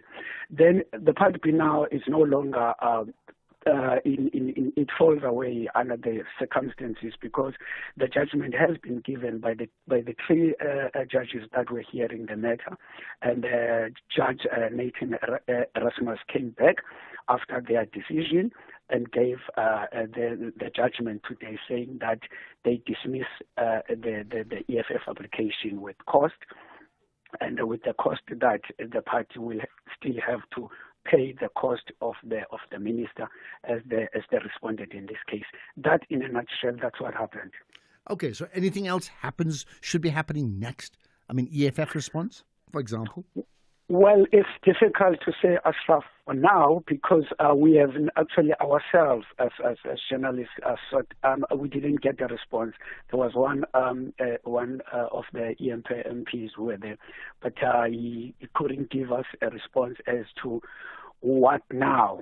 What will be the way forward for the party? It may well be that's my assumption, that this is something that will have to be discussed. But as for their urgent application, which I don't think they can appeal it anymore. There's no way that they can appeal it. Given another part of or aspect of this case, I think even the three judges have alluded to this case to saying that, look, they were asking why that it took later for them to file their papers, court papers, because the issue at the time became so paramount on the fact that the fuel levy is taking place to tomorrow. So that's another thing. And then they even said, even the judges, they even said, it seems that now, because of your client, you are putting us under pressure, because we are only now left with hours. So that was another aspect that was decided on. Normally, in most cases, the urgent applications are, Ashraf, normally the judges reserve the judgment and then come back late. But in this case today, they said, okay, after the closing argument, they've said, okay, we are done. What we're going to do, the three judges themselves, we're going to be coming back to the court in an hour's time, just to give our judgment. And that's exactly what they did today. Okay, well, they said they took the word urgent literally because, as you said, of the changes in the fuel price. That's rather correct. imminent, yeah. Okay, thank you. Another part is that the Judge Ashraf was that he couldn't even give the reasons, because normally that's what they're supposed to do, why they came to this decision. But he said that he told the lawyers that communication will follow. But as for now, they had to actually deliver the judgment. Okay, got that. Abongwe Kobakwane, the SABC News reporter in Cape Town, following that story of the EFF's application against the fuel levy increase. Today, effectively, it was turned down by the three judges. Much appreciate your time, and I'm sure we'll get reaction from you, whether you are in the Western Cape or the Eastern Cape or the Northern Cape or in Gauteng or wherever you may be in the country, in the world, listening to the show, on radio or on streaming live, because you know that you can listen on via YouTube, as well as on live streaming coming through on our X platform, as well as on Facebook as well. So you get all those options covered as well, right? So all of that's to come. By the way, and you know the conversations we've had so far, right? All are available as a podcast, so you can pick it up. First of all, we tweet it out very quickly. Busani does it very, very quickly on our Twitter and Facebook accounts, but you can find the same all in that library called safm.co.za. So, just to confirm that fuel levy challenge by the EFF, that urgent application there was dismissed. That really is the gist of the conversation we had, right? Well, what's on your pulse? Let's get it. Who says talking never solves anything? SAFM, leading the conversations that move us. Okay, I'll get to some of the calls too, but let's get some of your comments. And there's a lot about the MK party and Floyd, understandably so. Good afternoon, Ashraf. Theo in Cape Town. Good show always. Ashraf, I think the move from the MK to remove Mrs. Shivambu as Secretary General, it's a disaster. This guy was not smart enough. I think Jacob Zuma is running his own show, and I would suggest Shivambu to go back to EFF, because moving like this, like they're playing chess, it's not a good thing for his future. I think he should go back to the EFF. Ashraf, good show. Thank you so much. Thank you so much. By the way, talking about Cape Town, I will be in your city Wednesday, Thursday, Friday. The next 3 days. We'll have a special broadcast event coming up in Cape Town on Thursday, but I'll be there for 3 days in your city to checking out the terrain, so to speak, right? Romeo in the Free State, hello. Ashraf, good afternoon, and how are you? Yeah, I'm very good indeed. So wherefore art thou, Romeo? Go ahead. Thank you very much for giving me an opportunity to comment about the redeployment of Floyd Shivambu. If you look at it on the other side of the coin, when Floyd Shivambu left the EFF to join Umkhonto, some certain quota members within the MK were not happy when he was given the position of Secretary General. I remember the daughter of the former president. At one time, they had some local, and she was asked to apologize, meaning to say that position it's quite really bigger for him to be trusted leading on that position. However, for his redeployment to the parliament, he came after he visited Malawi and associates with those that are wanted in South Africa for their crime which they committed here.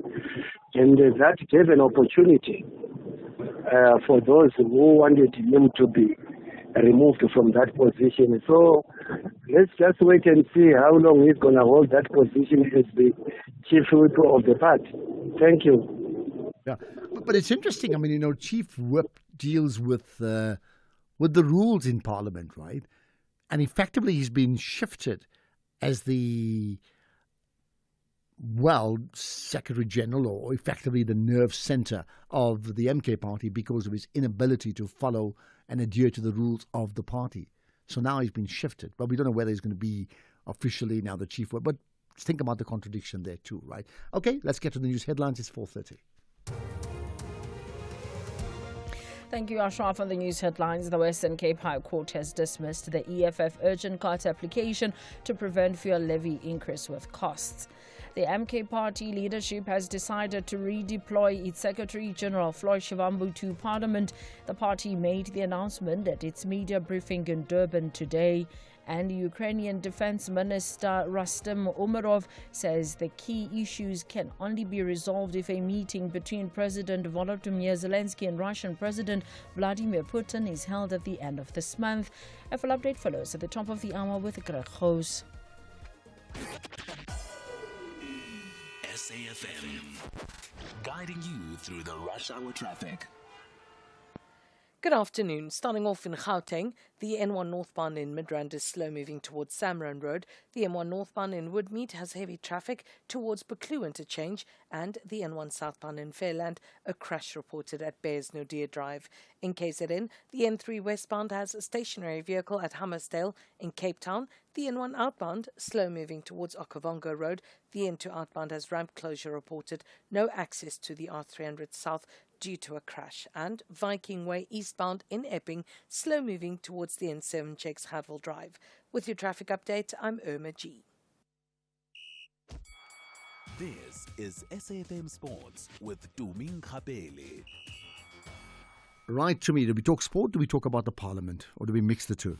The two. The South African Football Association actually has confirmed that Amajita head coach Raymond Mdaka will not receive a bonus for guiding the national under-20 side to winning the Under-20 Africa Cup of Nations. This revelation came to light during a Parliament Sports Committee briefing where further disparities in football salaries were also exposed. Calls are now growing for SAFA to address the funding gap between junior and senior national teams, especially as Amajita continues to shine on the continental stage and now going to the world. Questions were asked by Rise Mzansi's Makashulegana, and SAFA CEO Lydia Munyapao is responding. No, Is it true? You know the question. Yeah. Just say No, that. you asked two questions. Just say that you have the Amajita coach earns more than 30,000 rand. Yes, he does. All right, and it's more than 50,000 as far as you know. No, It's less than 50,000. that I know. That you know is less than 50,000. All right. And the coach of Bafana earns more than 1 million rands per month. That one it's true. Yeah, that's true. That's true. Yes. And the coach of Amajita earns less than 50,000 per month. Yes. Did SAFA make a bonus available for the coach of Amajita for winning the Under-20 AFCON? No. He did not receive a bonus. No, we don't. We don't receive. And he earns less than 50,000 per month. Yes. All right. Did the Amajita team travel by bus to Mozambique? Yes, they did. To Mozambique? Yes, they did. By bus? Yes, they did. And the question I have is the way that the under-20 national team has made out so proud, do they deserve some of the treatment that they're getting? And I'm saying treatment because being driven in bus, like for hours. When they can take a flight to... When they can take a Mozambique. flight. And my thing is, they even went on to do well anyway. And the coach, as dedicated as he is, after what he's achieved, even though they say he's not going to get a bonus, is still dedicated. Yeah, look, obviously, I think it's understandable they're going to earn less than the national team. I think that we get. Mm. All of them will earn. I mean, they're not the full senior team, yeah. But it's disproportionate in how come bonuses are not set in That's there exactly what as I'm part saying. of the structure. Yeah. It's just crazy. Well, the good news for them is they scored goals even though they parked the bus. Wow. Let's still stay with football. Chelsea have opted not to sign winger Jadon Sancho on a permanent basis and will instead pay a £5 million, around 120 million rand penalty to send the player back to Manchester United. The England forward moved to Stamford Bridge on loan last summer after his relationship with former United manager Erik ten Hag broke down. In the meantime, Bruno Fernandes has rejected a huge offer from Saudi Pro League club Al Hilal. Fernandes has spent the past few days seriously considering the deal, which would have more than doubled his salary at Manchester United, where he is one of the biggest earners. However, after discussing the matter with his family, Fernandes has informed Al Hilal that he will not be joining them. In rugby, Ruben van Heerden has been crowned the URC's tackle machine for the 2024-25 season, highlighting his superb defensive impact for the Stormers this season. The award celebrates the best defender among players who made at least 150 tackles this season, marking Van Heerden as one of South Africa's top performers heading into the URC semi-finals. He has 171 tackles at a staggering 98% success rate, edging out Glasgow's Rory Dodge, who is sitting on 160 tackles at 97% success rate, and Sharks loose forward Pepsi Buthelezi, who is sitting on 157 tackles at 96.8% success rate. Meanwhile, Edinburgh rugby coach Sean Everett says that his team showed plenty of fight throughout the season's United Rugby Championship. His side finished 7th in the regular season but fell short in the quarterfinals, losing 42-33 to a resilient Bulls team at Loftus Versfeld. Oh, there was a lot of fight shown. It's a challenging season. We had a tough start with Leinster at home at full strength, and then getting on the plane the next day and coming to South Africa for 2, and then pulled it together quite nicely.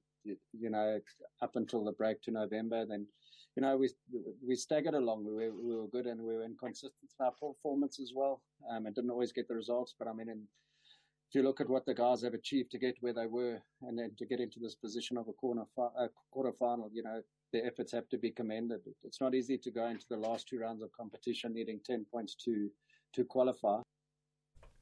Then in tennis, defending Roland Garros champion Iga Swiatek will face top seed Aryna Sabalenka in the last 4 following a 6-1, 7-5 triumph over Elina Svitolina. The 24-year-old was in fine form once again on clay in Paris, and afterwards she admitted that she was proud of herself when it came to one aspect of the performance.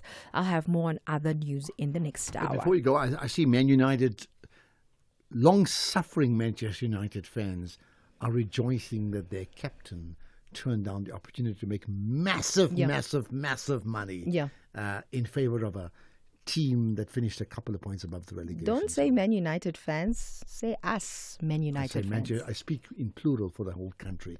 These many Man United fans around the world suffering, and suddenly they see like a vote of confidence from their captain when he had a carrot dangling over him and is like, no, I want to play top flight football. He's committed. Suddenly they're all excited like they won the league. Do you want to study towards a tertiary qualification but need a flexible study schedule? Stadio Higher Education's distance learning qualifications offer just that. Our distance learning support is designed for your success. 2025 applications to Stadio's range of high-quality, affordable qualifications are now open. Distance learning qualifications are available in law, administration and management, commerce, teacher education, policing, law enforcement, humanities, and information technology. Visit stadio.ac.za and register today. Stadio, a new vision in higher education.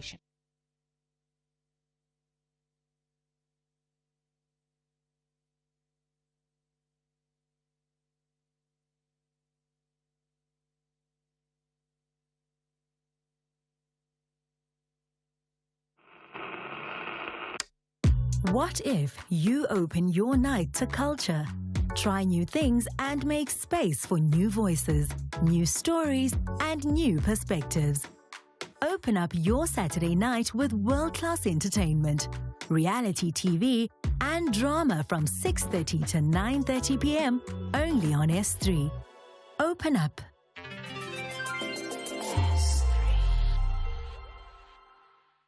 Whether it is a CCMA referral, problems with a mechanic, or unfair blacklisting, Clientele legal plans are affordable, and you receive up to 670,000 rands worth of legal services per year. We cover civil, criminal, and labor-related matters. Our legal team will be your support 24 hours a day. SMS SAFM to 32195. That's SAFM to 32195. Clientele General is an authorized FSP and a licensed non-life insurer. T's and C's online. Standard rates apply. Economic news on SAFM. Facts and figures you can count on. Okay, now let's get to Makwe Masilela, who's the Chief Investment Officer at Makwe Fund Managers. As always, it's news locally and globally. But Makwe, you've got news about British American tobacco. Yes, Ashraf, afternoon to you. Their interim update. Their first half revenue expected to rise by 2%, supported by growth in the US and also gains in modern oral products, particularly Velo. Total industry volume declined by 9%, but British American Tobacco gained 10 basis points in both volume and value share. But vapor products were impacted by illicit trade in the US, and the adjusted profit from operations expected to grow by 2.5%. And that will be driven by the planned rollout of new products. And Ashraf, investors sought more definite clues on Trump's trade tariffs and the path when it comes to the U.S. economy going forward. Focus is also on the progress of the major tax cut and spending bill through Congress. Trump's claim that the bill is the single biggest spending cut in history, and that's amid growing concern that the bill will widen their fiscal deficit and also ramp up already stretched government debt levels. And China's May PMI unexpectedly fell to 48.3%. And according to the Organization for Economic Cooperation and Development, Trump's tariffs plans have tipped the world economy into a downturn, with the U.S. among the hardest hit. And the combination of trade barriers and uncertainty are hitting confidence and holding back investments. And locally, we saw our Q1 GDP going up by only 0.1%, though it managed to beat expectations because we expected a 0.1% fall, but we were helped by transport and farming, and that helped to offset the contraction that we've seen when it comes to manufacturing. Oil prices are up as Russia-Ukraine geopolitics are escalating, and that's despite the peace talks that have been held in Turkey. And apparently Iran is set to reject the U.S. nuclear deal proposal. That will be key. That's on one of the major oil producers, and we see Brent crude is up 0.6% at $65 a barrel, and the yellow metal retreating from 4-week high as the dollar is gaining some momentum, and gold is down 1.2% at 3,338. Platinum is up 0.1% at 1,060. Ashraf global stocks are mixed, with the JSE down 0.5% because traders are waiting for more details on U.S. trade deals, and the rand fell 0.16% against the U.S. dollar. We are now at 17.91, 24.21 against the pound, and 20.39 against the euro. And that's perfect. Thanks for that, Makwe. Don't forget, there's a full 1 hour of business in the markets coming up from 6 to 7 this evening with Jimmy Moya. Do not miss that. What we're going to do now is we're going to get to your calls just now. But before that, we've been talking about the MK Party and Floyd Shivambu all afternoon here on the National Pulse. So there's no question which is the biggest issue that moves the pulse today. Well, that's the one. Now, we'll play some important sound clips from that press conference next. You're listening to the National Pulse on SAFM. So we now know that Floyd Shivambu is not the Secretary General of the MK Party any longer. Let's recap what's happened on a dramatic day for the party. The MK Party chairperson, Nkosinathi Nhleko, announced that the party had decided to redeploy Floyd Shivambu. This is what he said. On the 2nd of June 2025, President Jacob Zuma met with the national officials of Umkhonto we to reflect on the state of the organization. As part of the deliberations of the national officials, the matter pertaining to the recent trip undertaken by the Secretary General Floyd Shibambu to Malawi was reflected upon. After lengthy discussions, and considerable inputs from the national officials, it was concluded that the actions of the Secretary General were found to be against the spirit and prescripts of the MK party in constitution. Most specifically, Section 3J, subsection J, under the section that deals with offences, which stipulates the following, and that's subsection J, undertaking international trips and participating in activities and programs that are opposed to the agenda of the MK party or allied party. Noting that on the 12th of March 2025, the Republic of Malawi's Chief Resident Magistrate delivered a ruling that granted the South African Republic's requests for the extradition. It is common knowledge that Bishop Shepherd Bushiri and his wife, Mary Bushiri, skipped bail and are to return to South Africa to stand trial on various charges. Based on the deliberations by national officials, it was confirmed that the trip was not officially sanctioned, was not an officially sanctioned program of the organization or the president, which therefore goes against the constitution of the party. The MK party and its leadership has been approached by members of various sectors of civil society and has taken due consideration of the gravity of this matter. Due to the various nature of this matter and its implications for the party, its image, values, and principles, the President and national officials were left with no other option but to act swiftly in addressing this matter. Consequently, as a responsible organization accountable to its electorate and the broader society, the national officials have come to a decision to redeploy Commander Floyd Shibambu as the Secretary General of the party and redeploying him to the National Assembly.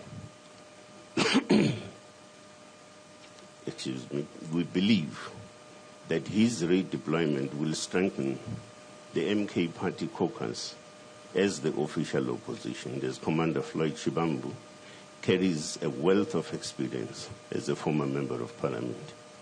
We would like to thank and acknowledge Commander Shibambu's contribution as both the national organizer and Secretary General of the MK party, and the role he has played in contributing to the advancement of the organization.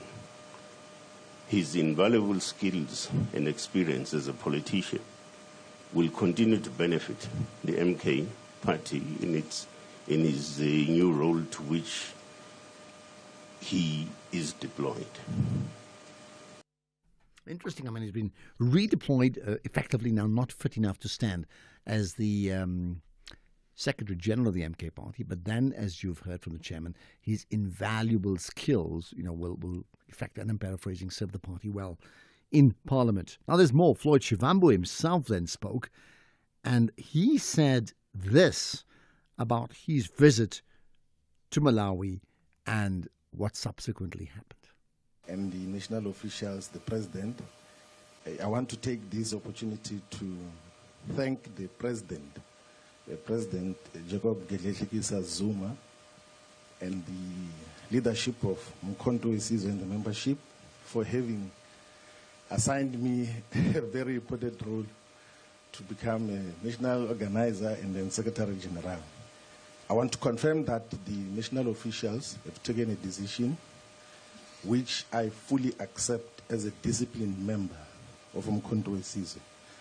We've been redeployed to the National Assembly and will continue to play the role of advancing the agenda and program of Mkhonto weSizwe. It has been an invaluable roles that we have played and a humbling experience that we have been assigned by the President. I want to thank him for leading the program of unification of all the progressive forces in South Africa. That is the agenda that we're going to continue to pursue. I think that will clarify the issues that pertains to this. And I, on behalf of myself and everyone else who is involved, we want to regret that the decision in terms of the visit to Malawi was not consistent with the constitution of Mkhonto weSizwe, as is reflected in the statement. And we fully accept the new responsibility.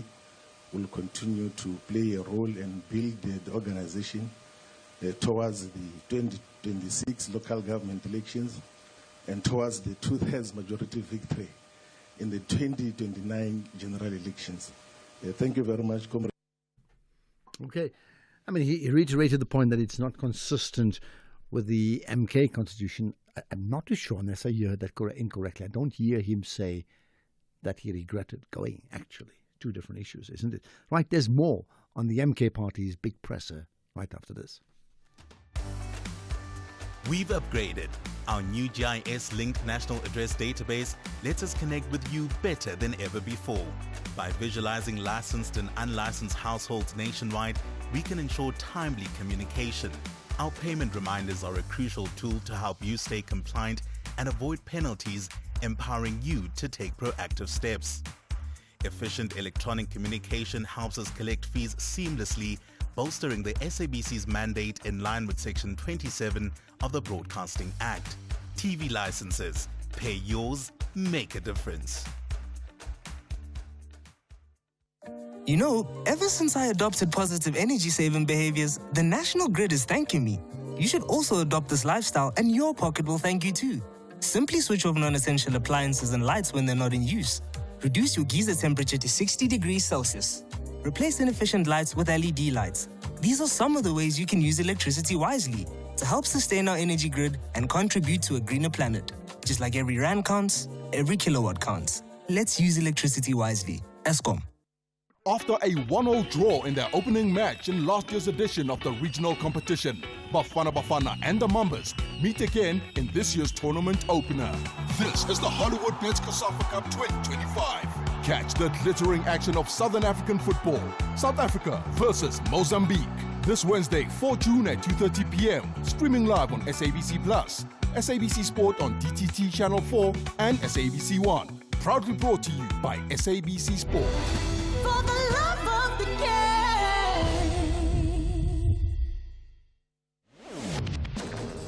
Oliver Dixon on SAFM. So from a timing perspective, has the president instructed the minister over the last 2 weeks or so to complete drafting this policy directive and to gazette it as soon as possible? To my knowledge, there hasn't been any pressure from the presidency in this regard, and I think that the communication from the office of the presidency to the media has been that Starlink wasn't specifically discussed, and so I can fully understand why the timing would look suspect. That's Gwena Moloto, the spokesperson of the Minister of Communications and Digital Technologies, Solly Malatsi. This week, today, Fridays, 6 to 7 p.m. X at SAFM Radio and at Ashraf Garda. So, you know, on Friday we had this pastor, Mark Burns, who's also a Trump advisor of sorts, was in South Africa, and we interviewed him on Friday. You can catch that podcast. Go to sfm.coza, the National Pulse, and then podcast. You'll find it, right? And also on the Twitter platform, because we're tweeting out too.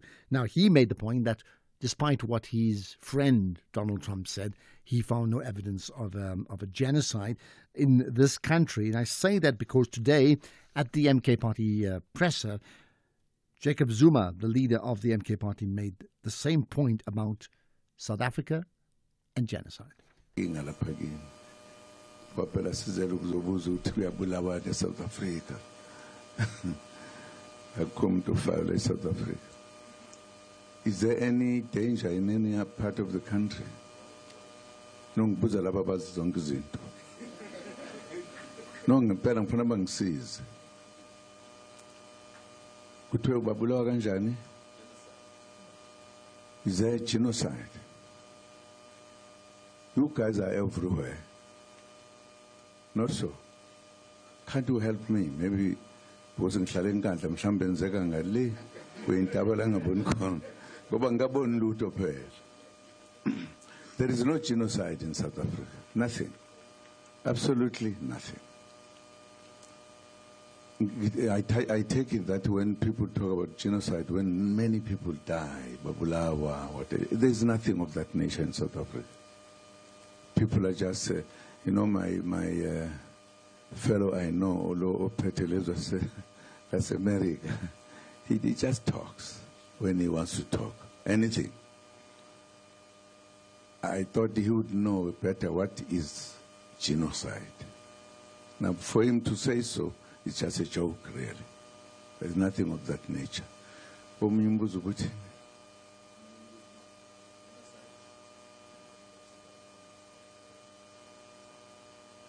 President Ban, why should I worry myself about Trump? Really? We have a serious problem here to fix this country. No, I'm not going to talk about that. You can tell me about something serious. Genocide bayele kungekho leyo nto nje hlobo nami ke sengizodlala izimrabaraba. Well, there you are. Former President of South Africa talking about the incumbent, one-time former President of the USA, and now the incumbent once again of the USA, Donald Trump, and around that word, genocide. You're on the pulse. I'll hear from you in a moment.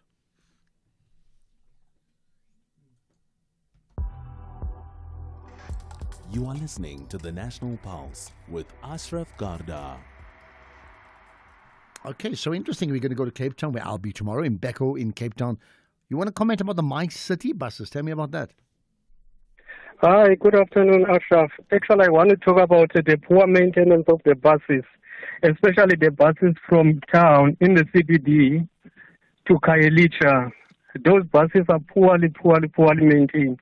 Yesterday, as I was driving by just before the airport runway, there was one bus stuck on the side of the road with passengers standing outside. And then again today, there was one bus that was stuck also on the end, on the side. Even those buses, when they go up the hospital bend, passing the UCT Medical School or Grooteskiel, when they go up that hill, they could go up with 10 kilometers per hour. Sometimes you'll find the bus on the N2 with the doors open, with passengers inside, driving to Khayelitsha. It's really a shame. It's really a shame on the city of Cape Town. And would you attribute it to the city itself in terms of their responsibility? Yes, I would, because they are responsible for the maintenance of those buses. If you check the buses to your Camps Bay and the other areas, they are well maintained. You will never see a bus with the doors open while there are passengers inside. Okay, got that. Well, thanks for raising that issue in Becco. I tell you what, if anybody from the city of Cape Town, the leadership that is, management, mayor and others, you wish to comment, feel free to do so. In Klantline KZN, hi. How you are, Ashraf? Yeah, I'm good, man. What about you? You're on the pulse, right? Yes, Ashraf. Before I finish making my point, please don't cut me. I've got a problem with the transparency on the issue of constitution review. There was no so much updates on us being told that we must make a submission. It was only made, we'd only get to know about the constitutional review on Metro FM. So which review are you referring to? I mean, just enlighten us. What do you mean? There were submissions which were required to be made, to be submitted before the 31st of May, the constitutional review. And then we'd only get to know from it on Metro FM once, and then on SAFM we'd only have it on Saturday. when the talking page Okay, so your point is what? Not enough being covered on that story. Transparency. Ashraf.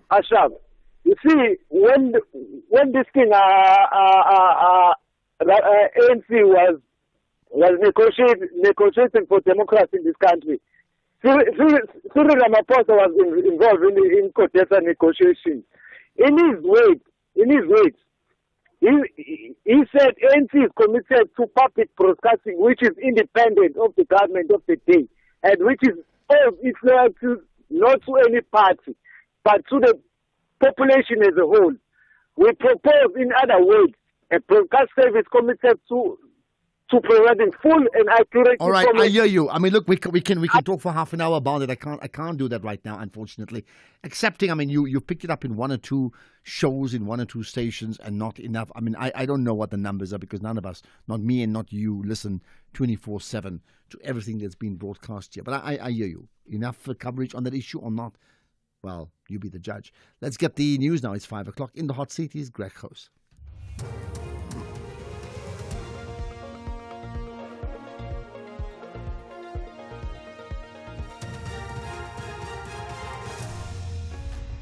Indeed, thank you, Ashraf. In this news update, court dismisses EFF's fuel levy court application and renewed calls for a Zelensky-Putin meeting. Good day to you. The Western Cape High Court has dismissed the EFF's urgent court application to prevent a hike in the fuel levy with costs.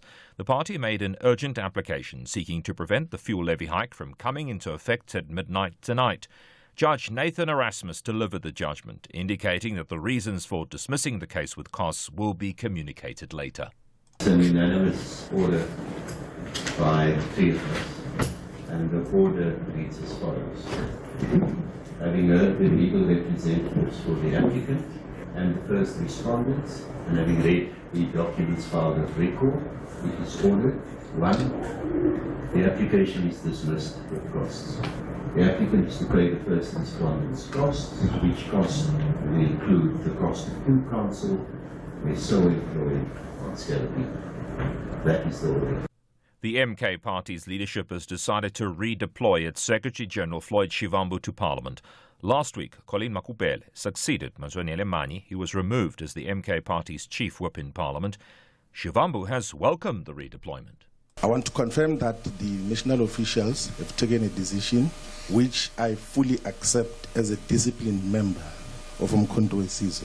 We've been redeployed to the National Assembly and will continue to play the role of advancing the agenda and program of Umkhonto we Sizwe. It has been an invaluable role that we have played and a humbling experience that we have been assigned by the President. I want to thank him for leading the program of unification of all the progressive forces in South Africa. That is the agenda that we're going to continue to pursue.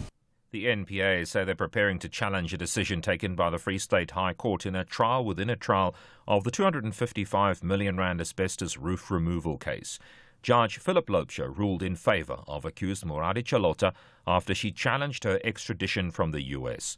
The court also said it did not have the jurisdiction to try Chalota on the corruption charges that she and former Free State Premier Ace Magashule are charged with. The NPA's Mthunzi Maga. We really are taken aback by the judgment itself, because you'll recall the view that we held, that it was more of an appeal in South Africa on a foreign state judgment in circumstances where they had not utilized or explored the appeal processes in the United States. However, because it is a judgment that has the effect of a final order, we are allowed or permitted to appeal it. But at the moment, we'll have to regroup as a team and reflect on the judgment. The family of internationally acclaimed actor Presley Chonowuchai say he humbled himself around them while also touching the lives of many other people. They told mourners attending his memorial services in Mahikeng in the northwest that he had a good heart. He died last week at the age of 40. Bianca Carmichael and Maswetata and Chonowuchai spoke at the service. It is hard to imagine a world without his laughter, his sharp wit, or his comforting presence. But as we grieve, we also celebrate the legacy he leaves behind, not only in film and television, but in the lives he touched, the hearts he warmed. Mosha, we never look at him as a celeb. We never look at him as somebody of status. The Ukrainian Defense Minister Rustem Umerov says key issues can only be resolved if a meeting between President Volodymyr Zelensky and Russian President Vladimir Putin is held at the end of this month. He headed the Ukrainian delegation at brief peace talks in Turkey yesterday. On release of prisoners of war, we agreed to focus on specific categories rather than numbers. We agreed to exchange all for all, seriously wounded and seriously sick prisoners of war. Second category is young soldiers who are from 18 to 25 years old, all for all. Also, we agreed to return 6,000 to 6,000 bodies of fallen soldiers. We have provided the other side with a list of several hundred Ukrainian children who were deported to Russia. Top story: the Western Cape High Court has dismissed the EFF's urgent court application to prevent a hike in the fuel levy. That's SAFM News. I'm Greg Goos. In sports, Jordan says only members will decide his re-election. Banyana beats Zambia 2-0 and Stormers Brucer locks in URC award. More details at 5:30. SAFM, guiding you through the rush hour traffic. Good afternoon. Starting off in Gauteng, the N3 northbound in Bedford View is slow moving on the link to the N12 east at Giluli's interchange. Summit Road westbound in Midrand has delays at Blue Hills, and Linwood Road westbound in Pretoria is closed between Rosemary Street and Atterbury Road due to roadworks. In KZN, the N3 westbound queuing towards Cliffdale, the M7 eastbound in Pinetown queuing towards North Dean exit, and Roger Cece Road in Westville has a crash reported near Knoll Road, and that's causing delay in traffic in both directions. In Cape Town, the N2 outbound has heavy traffic towards the R300 interchange. The N1 outbound is queuing, leaving the city centre towards Kuburg interchange, and the M3 Philip Hassana Drive outbound queuing towards Hospital Bend. With your traffic update, I'm Irma G. SAFM 104 to 107 nationwide, leading the conversation. Planet Earth, third planet from the sun. A cool place within the solar system where you can pause and take a deep breath without your lungs exploding. Home to an amazing array of wildlife and amazing landscapes that will leave you breathless either through wonder or fear. For humans, it's a place they call home, the only one that they have now. Team Surai follows a dedicated group of individuals dedicated to protecting the planet. Their mission: to encourage viewers to take concrete steps to protect the Earth. Catch Team Surai Thursdays at 6 p.m. S3, open up. After a 1-0 draw in their opening match in last year's edition of the regional competition, Bafana Bafana and the Mambas meet again in this year's tournament opener. This is the Hollywood Bets COSAFA Cup 2025. Catch the glittering action of Southern African football. South Africa versus Mozambique. This Wednesday, 4 June at 2:30 p.m. Streaming live on SABC Plus, SABC Sport on DTT Channel 4 and SABC 1. Proudly brought to you by SABC Sport. For the love of the game.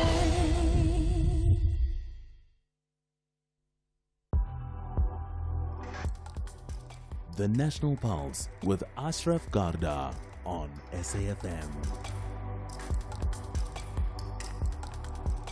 You're listening to the National Pulse, weekdays 3 to 6 p.m.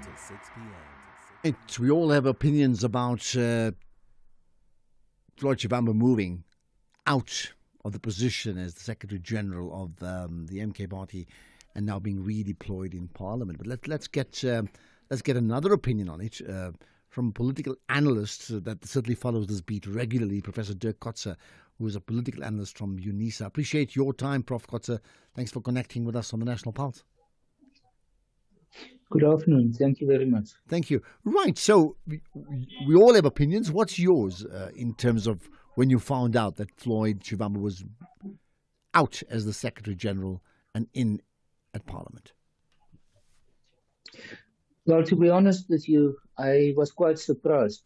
I didn't know that the matter about his visit to Malawi was such a boiling issue within the MK party.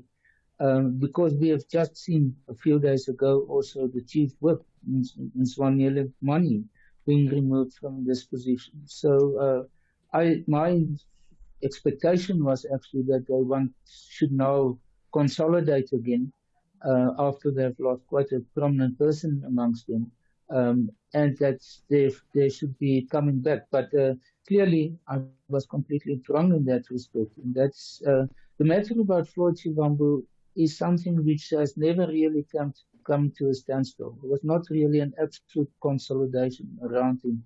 And I think one can go back to President Zuma's daughter, Duduzile Zuma Sambutla, who at least they were, social media postings and reports about it, how they were, squaring off against each other. And a lot of political analysis went into that. So I think there's the issue about him, as well as the fact that as a Secretary General, I think for many people within MK, he didn't sort of, in a sense, met the expectations, because he is the key person, like any Secretary General of any political party, especially when it comes to starting or laying the foundation of still a relatively new party and preparing for a major election. It will be one of the most important tests, political tests, will be next year's local government election. And what we are seeing are sometimes infighting, some side discord within MK. The latest is in Mpumalanga. And I think that is, for many people, an indication that he's not as successful as what he should have been as the Secretary General. But I think there are different reasons in order for him to become the target of this current situation. All right. Now, I mean, the official reason given when we just heard that he was, effectively redeployed, was like, we don't really know. And then we see the official statement, and they were not ambiguous about it. They were very clear that the reason he's gone is because he went on an unauthorized trip to Malawi to meet Bishop Bushiri, and effectively he flouted the constitution of the MK party. How convincing is that? Well, on paper it is. In their statement, they actually quote the specific clause within their constitution which says that a member should not go on international visits without the approval of the party. And that's something which I think has happened in the past with several people. Even someone like Winnie Mandela, when she was kicked out as deputy minister, that was the reason. She went to Angola on her own on a visit. And some other similar, there's, for example, in the EFF, there's student command leader, Paul Morulani, was also kicked out of the EFF exactly for the same reason. So somehow, this is a sensitive matter for political parties, that their top leaders should, at least when they go on international visits, should have the approval of that party first. But what was made this unexpected is that this issue about Malawi and his visit there became to tone down. It wasn't anymore such a public matter, and one couldn't hear about it, that there's still debates either in the media in general or within MK. And that is why I'm not absolutely convinced, and that is the only reason, or even the main reason, for this decision. I think so you're saying issues. that maybe let's break it down into two. One is the fact that they effectively cited their own rules. Do you think that they've shown the type of courage that political parties need to show when people flout their rules? So in that case, number one, A, are they right? Or B, do you find that this was the ruse, this was the excuse they were waiting for to shaft him off to other pastures, and he just gave them the opportunity? Well, I think both are correct, what you are saying. It is correct that in terms, strictly speaking, in terms of their constitution, he acted against it without the approval or permission by the leadership of MK. So that in itself is a sound grounds for some action against him. Whether it should be as severe as this one is a question of interpretation. But then at the same time, I think what we are seeing within the main structure of MK is a lot of turnover of persons in positions. For example, the position of the Treasurer General, I think it has been 4 times persons have either been recalled or moved out of it. The Secretary General, the same. So there is a lot of instability still at the level, or at the top level of MK. And I think this is obviously another important component of that, which means that, and they haven't announced now a successor for Floyd Shivambu, as far as I know. I've listened to the, and also read the statement, and I couldn't see anything. But that's for me is part of the difficulty for the party in order to stabilize itself, to find its feet and to be able to work together. And I think one of the reasons for this is that it is the only party, big party, significant party, who does not have elective conferences, who don't have elective processes in order to identify their leadership. And it all boils down to what they call the National High Command, but ultimately President Zuma, which means that if you can move in like Floyd Shivambu from the EFF to MK, there's no way in which he can actually build a support base for himself within the party that will be able to carry him through to the next election and also to give him some sense of security within his position. Okay. He's very vulnerable to persons like President Zuma, and that is what we've seen now again. Okay, now we do know that Floyd Shivambu now moved, or rather been redeployed to Parliament, and on the one hand, the official statement calls him out for being unconstitutional, and then in moving to Parliament, and they don't say which position he will take up there. Some people are saying hint, chief whip. I'm not saying that that's the official position at all. But they do say, and I'm quoting, his invaluable skills and experience as a politician will continue to benefit the MK party in the new role to which he will be redeployed. Now, what's interesting about that, on the one hand, they're critical of him enough to remove him from a key position and then suggest that he has invaluable skills to be brought and that will assist the MK party in Parliament. Yes, it looks like a contradiction in terms. I think what it's at the same time is saying that they moved him away from possibly the number 2 position or number 3 position in the party, but I would say almost number 2, because the chairperson and the deputy president, Dr. Flope, one finds it difficult to exactly know what is his influence in the party or his standing within the party. But then to take him to Parliament is a good move for MK, because they have now a new chief whip, Colleen Makubela, who does not have a lot of parliamentary experience. She was in Cope, but not in the National Parliament. She was the Speaker of Johannesburg. She was the leader elected in May last year of SARA, South African Rainbow Alliance, which is they received only 1 seat. So she comes from a situation where she has very little political experience and now is put in a very key position for MK in Parliament. So I think someone like Floyd Shivambu will be exceptionally important in order to be a person with a lot of parliamentary experience, because the leader of parliamentary leader, the official leader of the opposition, Dr. Flope, again, is not someone with parliamentary experience. Okay, just the last thing then. I mean, at the moment, Floyd Shivambu was like, I think, taking it on his chin. He seems to be all fine, saying all the nice things. But where do you see Floyd Shivambu's future now? I think this is a turnaround for him, or a turning point. I don't think there's a forward-looking future for him. He will have to determine and where is there for him new opportunities. And at the moment, I can't see that. He can't go back to the EFF.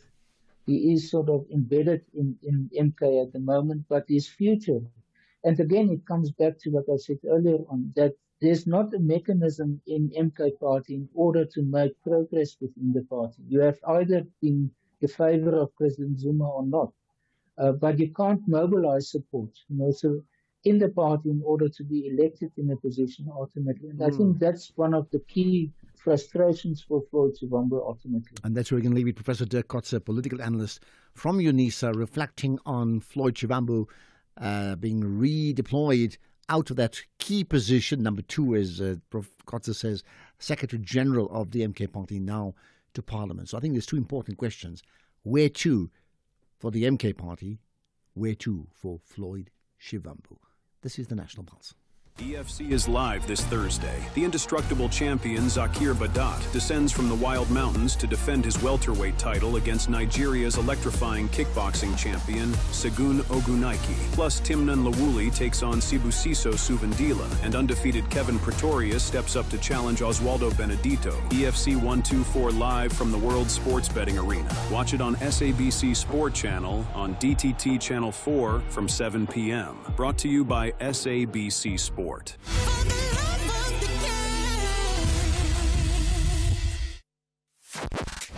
The Morning Brief. Tell me about who Olorato was and what she meant to the many, many people, the networks of people that formed her family. Olorato was such a loving, passionate about life young woman. In every picture of hers that you come across, you are greeted by her smile before you even get to know who she is.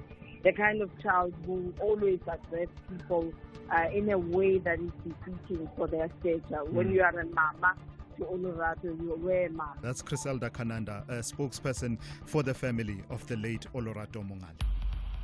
Tulasizwe Simelane on The Morning Brief. Find the podcast at safm.co.za. X at SAFM Radio and at Ashraf Garda. Okay, in fact, many people are saying, what has the EFF said about Floyd Shivambu? At the moment, there's no official comment from the EFF. There's certainly nothing from Julius Malema. But if that changes, well, you will be the first to know. Well, what about the changes regarding COVID-19? Remember that issue that dominated our lives just, 5 years ago or so? Well, it's making the headlines once again, 5 years later, with different variants that appears to be, taking strain, if that's the right word, in certain parts of the world, with infections particularly in Northern Ireland and Wales. Now, some experts believe that there are concerns around this variant as it's even more transmissible than the strains we've been used to. Let's find out what that means for globally, but certainly what it means for South Africa as well, with Professor Tulio de Oliveira, who's the founding director of the Centre for Epidemic Response and Innovation. That's CERI with a C at Stellenbosch University. Prof. de Oliveira, as always, thanks for connecting to us here on the National Pulse. Okay, yeah, thank you. Thank you for inviting me, and good afternoon to all your listeners. Right, so where are we at with this? I mean, I do know that on my recent visits to doctors, they're like, well, it could be COVID. But even as they say that, they don't say it with any degree of alarm that sort of comment would have had 5 years ago. So where are we at with COVID-19 and the various strains? Okay, thank you. So at the moment in South Africa, the detected infections of COVID is very low. To be honest, it's the lowest that has been for years. Yes, so I don't think that we have many big reasons to be concerned at the moment. And that's work that we do together with the NICD, and many government and private labs. So we do not see a big upsurge of COVID, And this new variant that they have that's making the news is still Omicron and was just identified under a variant under monitoring, which is quite a low level of alarm in the World Health Organization, and I'm a member of the expert committee of the WHO, we have 3 levels that we say under monitoring, under interest, and of concern. So that one just enter under monitoring, but there is not a reason to be concerned about that. So you're saying it's the lowest it's ever been in South Africa? So even if people do have one of the strains, whatever the numbers are, it's very, very low, and there's certainly no issues to be concerned about. Certainly in this country, right? Now, what about other countries like Wales and Northern Ireland that I've just quoted? Okay, so just important to highlight for South Africa that we are entering our winter infection wave of respiratory pathogens. And so we do have quite a lot of influenza at the moment.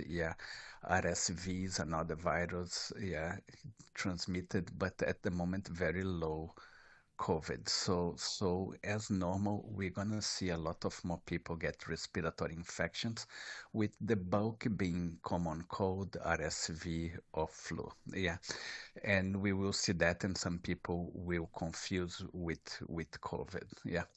2 other countries, I just got a look on the data, and the number of infections is also very low, and they are also entering the summer months. For example, the countries that you say, Ireland and Wales. A good proxy for South Africa is also getting a look at the Australian data, because they're in the same hemisphere than us. And they do have found dozens of samples of this variant under monitoring. That's still Omicron, that got this complex name NB.1.8.1.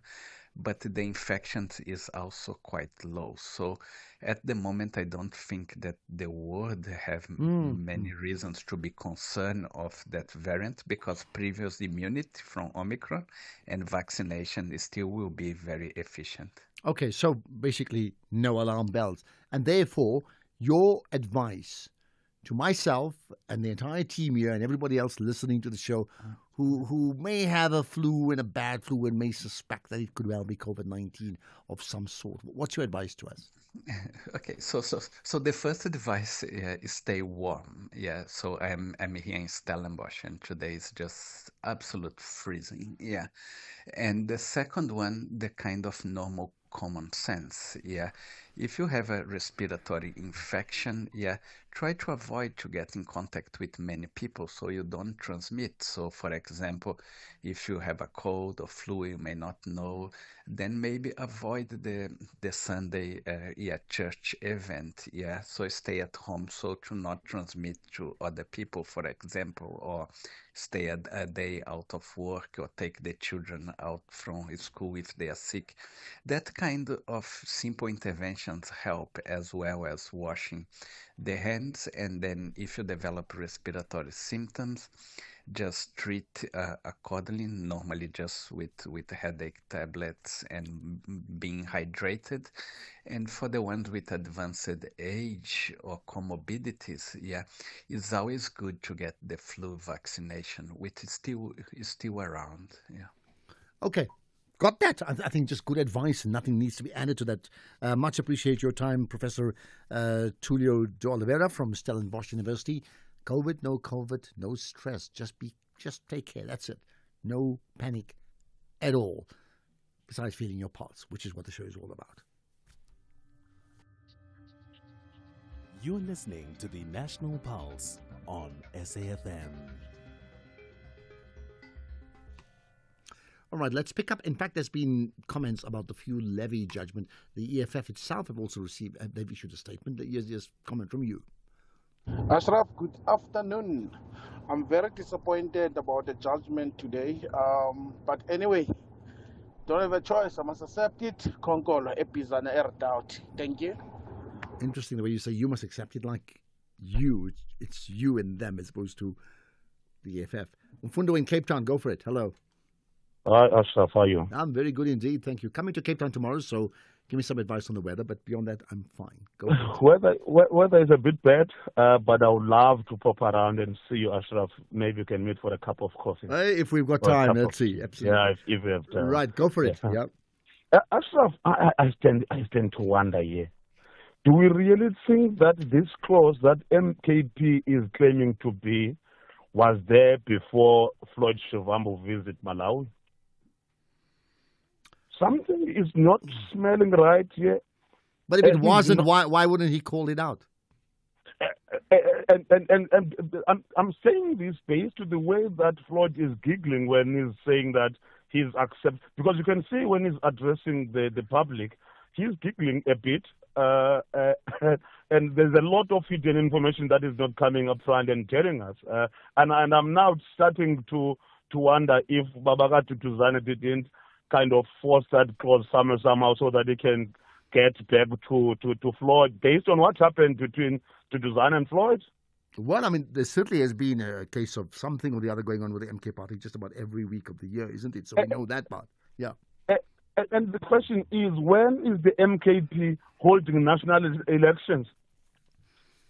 Okay, we're moving ahead ourselves. Let's see what happens. I mean, there's lots been talk about this, but remember, just keeping in mind that they're a fairly new party that has actually impacted the national agenda very much ahead of schedule. I mean, that's no doubt about that. Mfundo in Cape Town, thanks for that. So at some stage, I think they'll hopefully get together and have their conference, an elective conference like all other political parties or whatever they want to call it, and then we'll know exactly, but not now, maybe soon.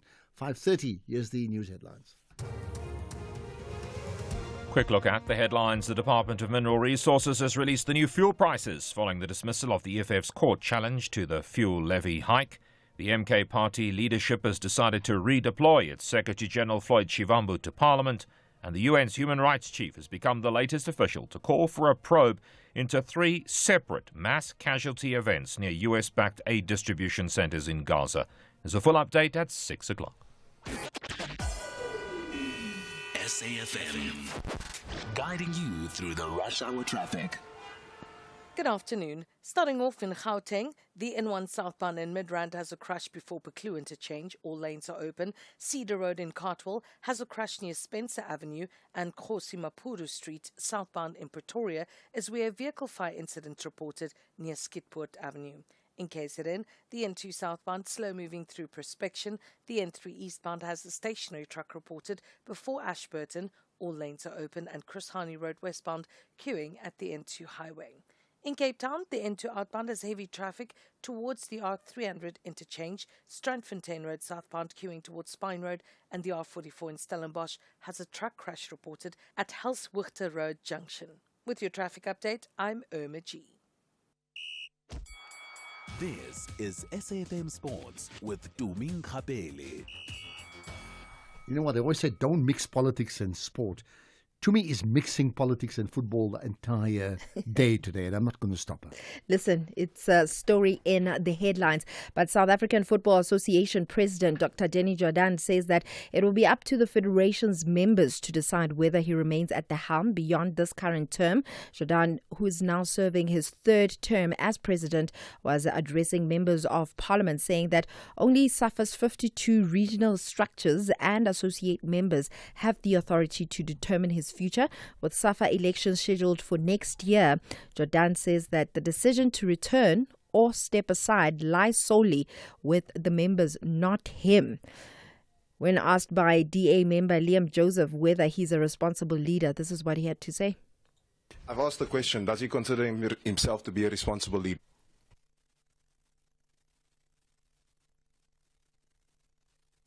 Next question. This is not next question. I'm holding you accountable. Do you consider yourself to be a responsible leader? Did you look at my areas of responsibility? I was sitting where you are sitting.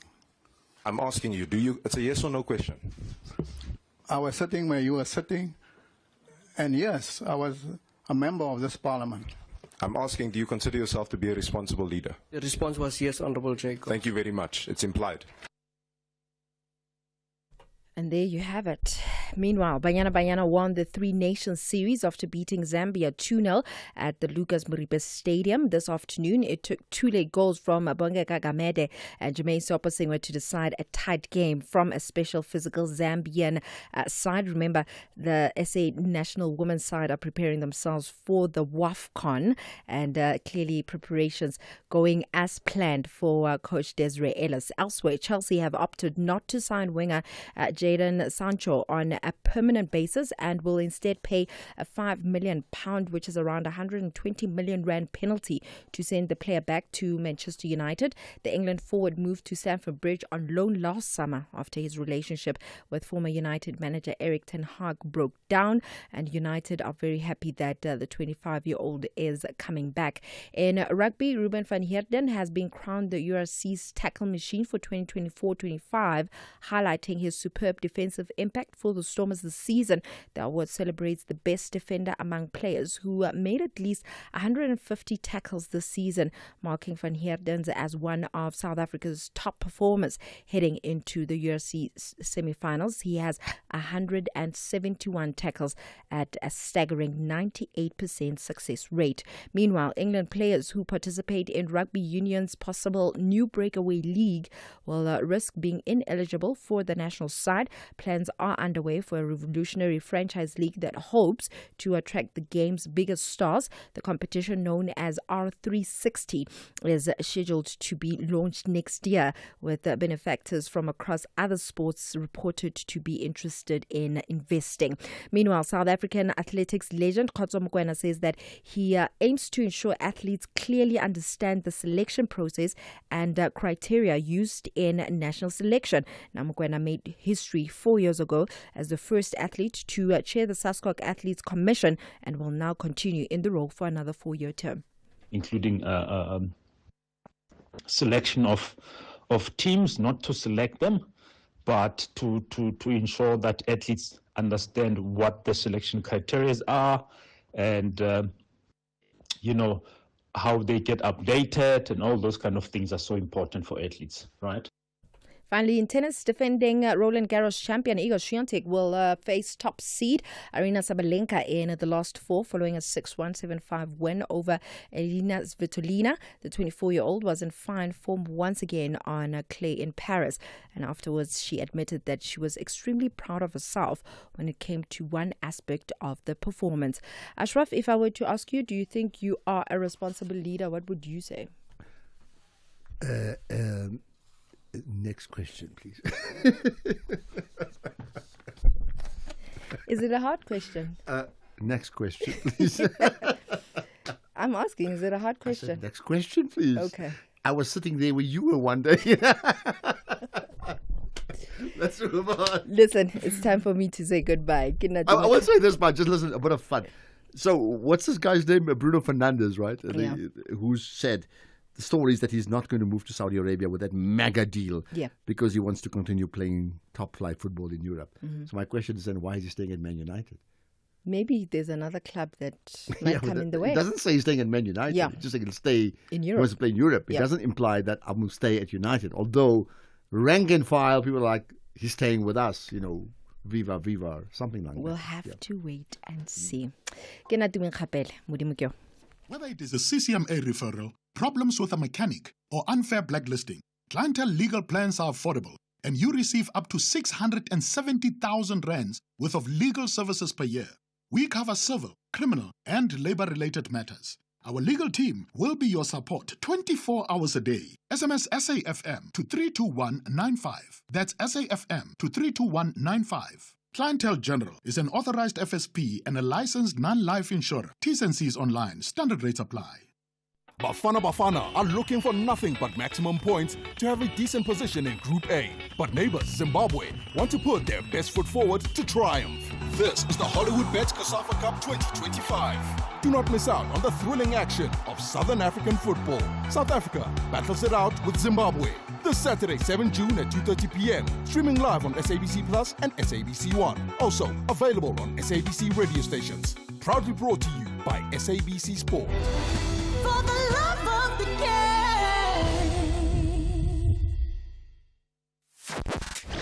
The Morning Brief. What was the main concern for you around Dr. Hlophe's participation in the JSC?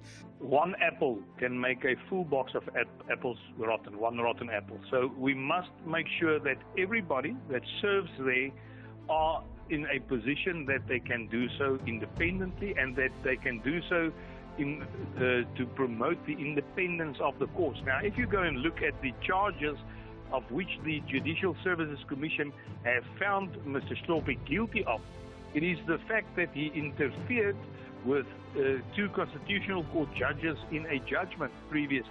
That's Vilja Okamp, who is the Democratic Alliance's parliamentary spokesperson. Thulasizwe Simelane on The Morning Brief. Find the podcast at safm.co.za. Economic news on SAFM. Facts and figures you can count on.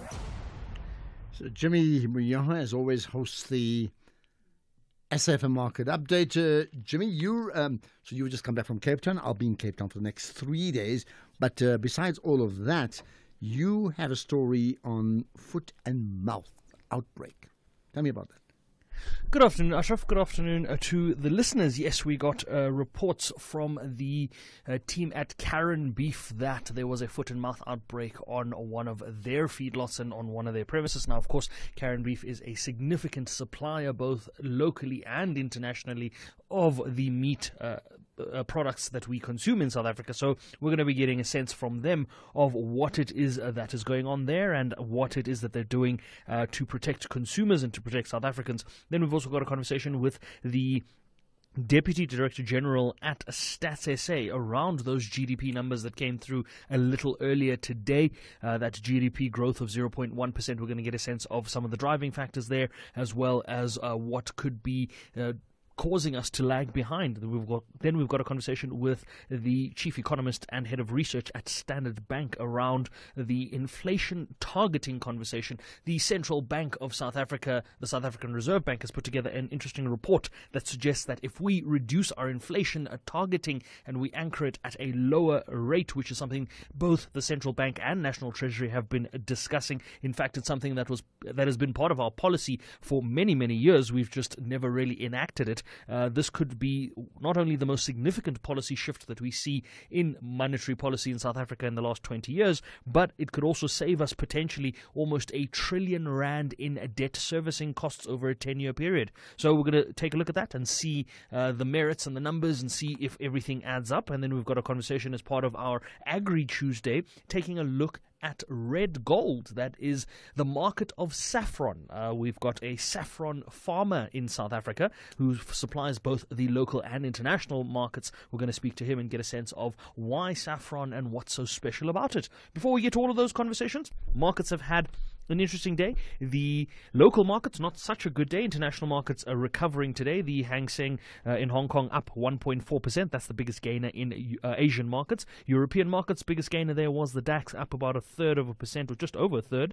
The FTSE was down about 6 basis points, and the CAC 40 in France up about 9 basis points. So both of those almost flat at this point. The Nasdaq up 0.7%. Obviously, that's going to go trading into the evening, with the S&P up about 1/3%. Local markets, resources that were the darling yesterday are the villain today, 2.26% down, with financials down only about 7 basis points. Industrials tried to save the party, up 0.4%. Wasn't enough because the all share was down 1/3, and the top 40 was down a little over 1/3 as well. The rand against the dollar at the moment, 17.91, 1 euro 24 rand and 37 cents, 1 British pound 24 rand 22, 1 Australian dollar 11 rand 57.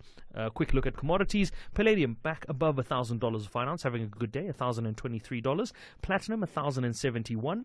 Brent crude $65.70 a barrel, and the gold price $3,350 a ounce. We're going to be looking at these market movements a little later on. Before we go, Bitcoin $106,000 a Bitcoin, or around 1.8 million rand in 1.9, sorry, with the weaker rand, 1.912 with the weaker rand at the moment. We're going to look at these movements a little later on with Chantal Marx. I want to get her thoughts around GDP numbers as well and get a sense of where we go to from here. But that conversation takes place just after 6 p.m, after the 6 p.m. news. For now, Ashraf, back to you. Absolutely. Thank you for that, Jimmy. Enjoy your show 6 to 7, and that's followed by sport from 7 to 8. Then there's a whole dose of current affairs issues as always, from 8 all the way up to midnight, and it starts all over again early tomorrow morning. Listen out for that, right? What it means, it's time for me to get to hear what you have to say. So you're on the pulse, aren't you?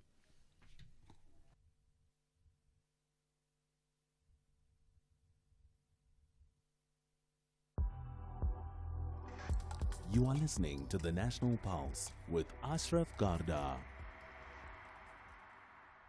Okay, let's get your opinions. By the way, people have been asking about are there any comments from the EFF?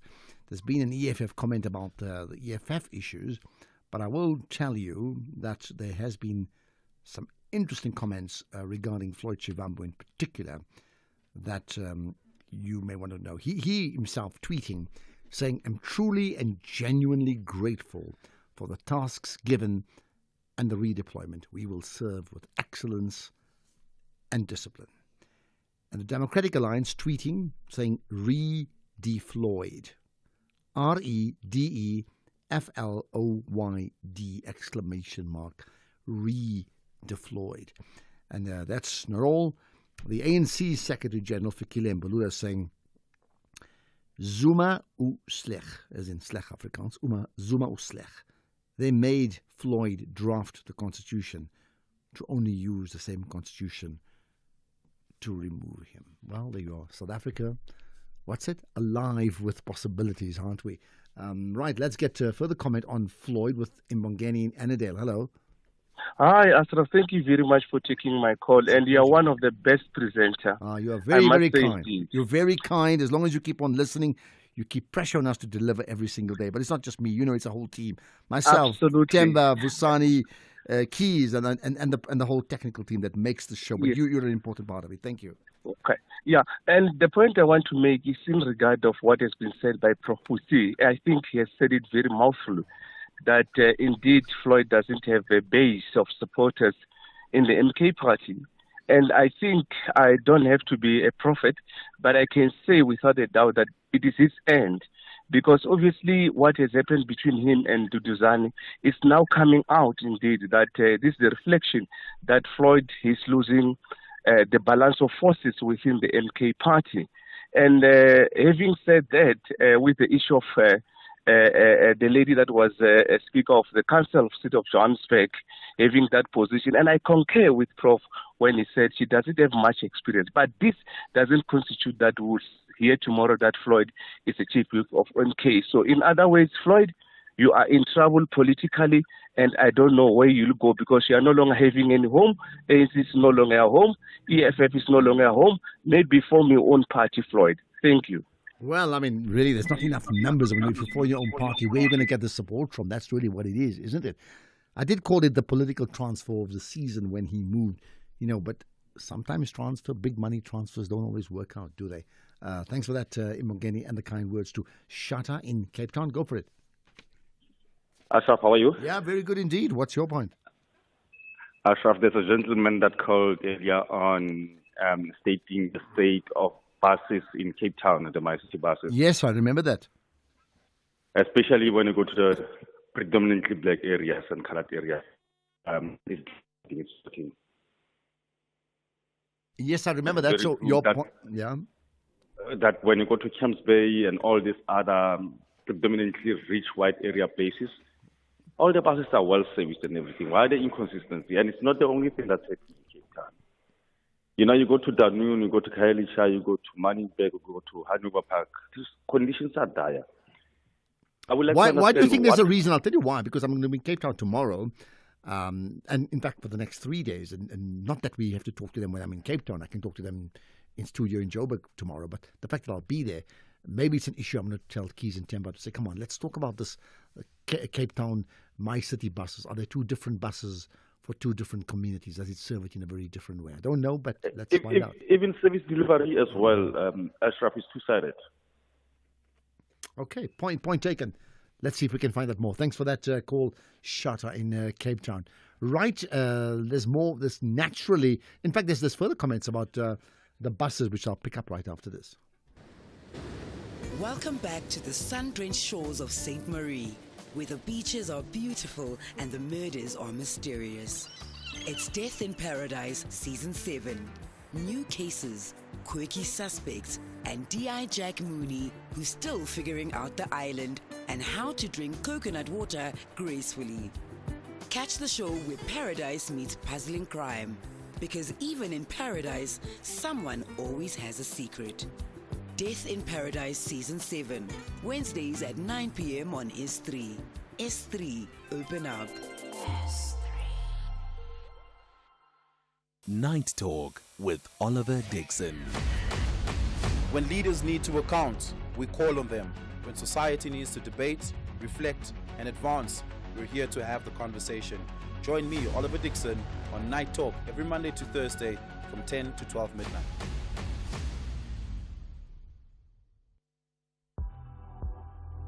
X at SFM Radio and at Ashraf Garda. Okay, more comments from you. So, and there's further comments about the buses. Ashraf, I want to agree with the guy who was talking about the city bus. There's no day that goes by without seeing the buses stuck. He's completely right. Okay, parking the buses, completely right. Buses stuck in Cape Town, but in some parts of Cape Town, but not in other parts. Is that deliberate? We need to find out. Okay, right. Elon Musk makes the news. Hey, Ashraf. I just want to ask about this Elon guy. Because last time he tweeted that he's done with the politics. So I want to know what is his next move. Just asking. Mongezi here from Sosha. Thank you, Bongezi. But even as he's done, Trump, his chummy, said, well, his contribution is invaluable, and I'm paraphrasing and saying, hey, he's got a role to play here. So believe me, he has a role to play. What about Floyd Shivambu? Does he have a role to play? Good afternoon. Good afternoon, Ashraf and SFM listeners. Look, we there's no way we will sympathize with Floyd. And some of us, we saw this thing coming, and he knew this is coming, because in one way or the other, he compromised the MKP. Unfortunately, he has been hidden around the fact that MKP is a tribal type of a party. There's no way they will accept somebody who's not Zulu there. He was just wasting his time. Shame. Okay, I heard the sham, and I'm sure you mean it. Feeling sorry for him. Victor in Mahikeng, go for it. Hello, Ashraf, how are you? Yeah, good indeed. Let's talk Floyd. I'm good. Yes, I just want to talk about the Floyd story. Yeah. You see, I think he made a mistake by going to the MK, and now all what is left by him, he just have to open his own party, because I mean he cannot go anywhere from now. But I mean, so I think he just have to open his own party. But the problem with opening your own party, I mean, where do you get the numbers from? You know, do you get it from the MK party? Do you get it from the EFF? Can you pick up numbers from the ANC? If you can't pick up those numbers, then you're in trouble. And you know, the rise of the EFF, or the MK party rather, has changed a lot of that constituency. But I hear you, Victor in Mahikeng. Thank you. Well, I mean, you know, a lot of the focus has been on Floyd Shivambu in terms of making the wrong decisions. But did the MK party itself, have they been correct in making the decisions that they have? In fact, in not just shifting him to Parliament, but actually being very public about this. Like, this is why, because he went to Malawi to visit the priest or the pastor and the bishop, and you know what? He did it without our permission, and it was unconstitutional. Felix saying, who else other than Zuma has a base in the MKP? Followers of leaders is what the MKP is avoiding. They made that clear from the beginning, including that nobody owns an entitled to a position, which made sense since votes are bought historically. Okay. Kandisa in Matlosana, go for it. You also want to talk about Floyd. Afresh, how are you? I'm good indeed, right? How is Floyd? Tell me. Good, man. Afresh, two things very quick. I will start with this one of Floyd Shivambu. Look, Afresh, if I was Floyd, I was not going to go to Parliament. You see, I was going to sit home studying politics, because it's the end of Floyd when he goes to Parliament. You know, if you can read politics very well, especially of MK, you can see that Floyd is not, he is no longer getting support in the MK members. Now, he must just leave politics and do business or something else, because it's the end of his political But I mean, that would career be a now. shame if he just does business or something. I mean, it would be a loss to the country. Politically, he makes a difference in the same way that you say in Glozy, not being in parliament makes a difference, yeah? Yes, you can, but if your party, members of your party does not like you, you cannot sit in that, even you can go to politics, you go to make impact there, but you need that support of members of your party, you see? And Afraj, very quick, man, please. Very quick. Yeah. Look, man, Afraj, we have, and it's not like we are complaining in the radio, but this thing of that is happening in Makosana municipality. Every week, every month, there's this thing of I don't know, they blast pipes of water. And this guy, and always I raise this thing with the mayor. The mayor does not listen. To say this thing of water tankers, you brought your friend in with this company of water tankers. Now we are struggling here in Stilfontein with water, always now. It's now too much struggling with All right, water. I'm gonna cut you short only because you know that we don't have much time. I need to get other callers. Certainly, Temba and Keys, my producers, are listening to what you have to say.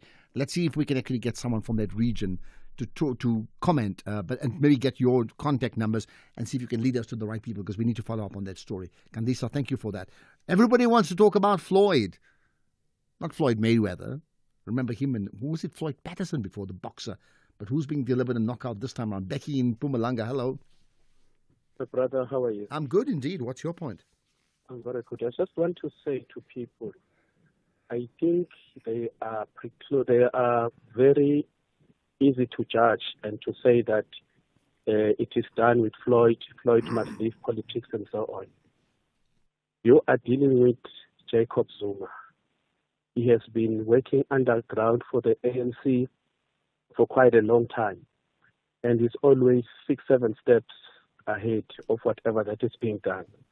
I say to you, watch and see, and I'm telling you, Floyd is not the end of him. It's not about him being resurfacing, but you must look at the strategy that they use. People will keep on talking, but let's not go to parliament and you'll see what's going to happen. Okay, but accepting, I mean, I hear you, accepting, they didn't just say we've decided to strengthen our role in parliament, we're going to shift him there because we know he can really contribute. And he has contributed as part of the EFF. It was impressive, even if you don't agree with his politics, right? As may be the case with many others too. But they were very clear in their statement that the reason he's been withdrawn or taken out of the Secretary General position is that he flouted the constitution of the party, and therefore he can't hold that position. They've made that very clear. Becky, thank you for that. Sandile in KZN, you also want to talk about Floyd. Go for it. Yes, thank you very much, Ashraf. Good evening, Ashraf. Good evening. Ashraf, I should try to be quick. Ashraf, with this issue of Floyd, I think people will be actually left speculating. I want to concur with the previous caller. Zuma is way ahead of most of the people. There are people who are actually claiming to understand politics. Politics is so deep, Ashraf. So this is actually one of the good moves that the MKP has actually taken.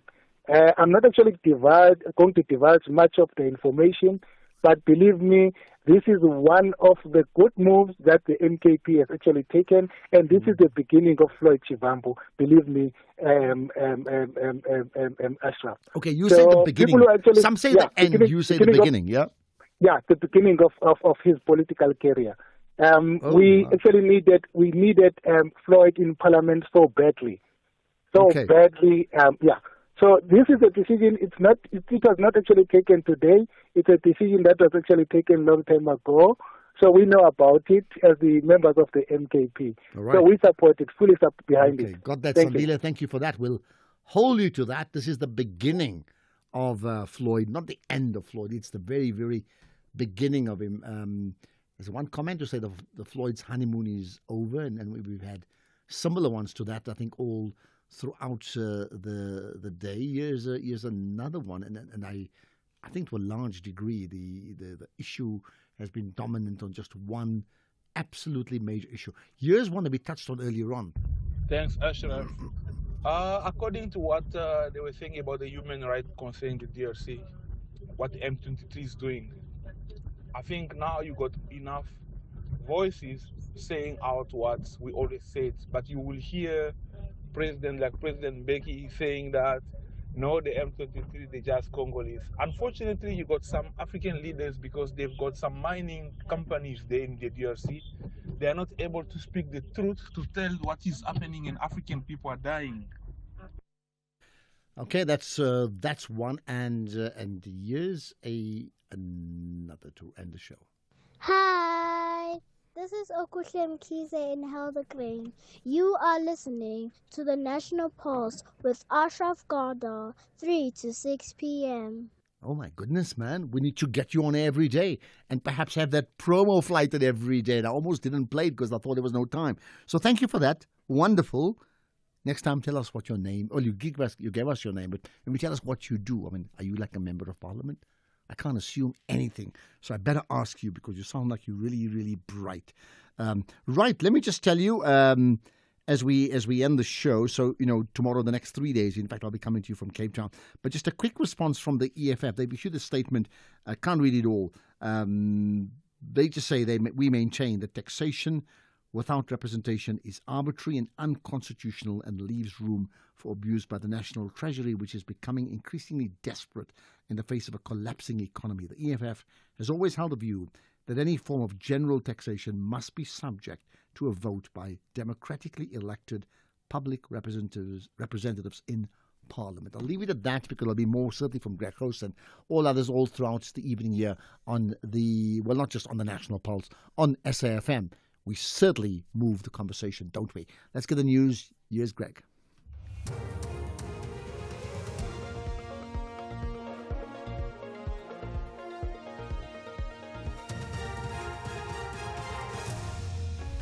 Thank you again, Ashraf. New fuel prices released and calls for a probe into Gaza aid distribution. Good evening. The Department of Mineral and Petroleum Resources has released the new fuel prices following the dismissal of the EFF's fuel levy challenge. The party had argued that the finance minister took an incorrect approach in his decision to propose a hike in the general fuel levy when he tabled a third revised budget in Parliament last month. The department's Robert Marquez says the increase will take effect from midnight tonight. Both grades of petrol, 93 and 95 octane, will decrease by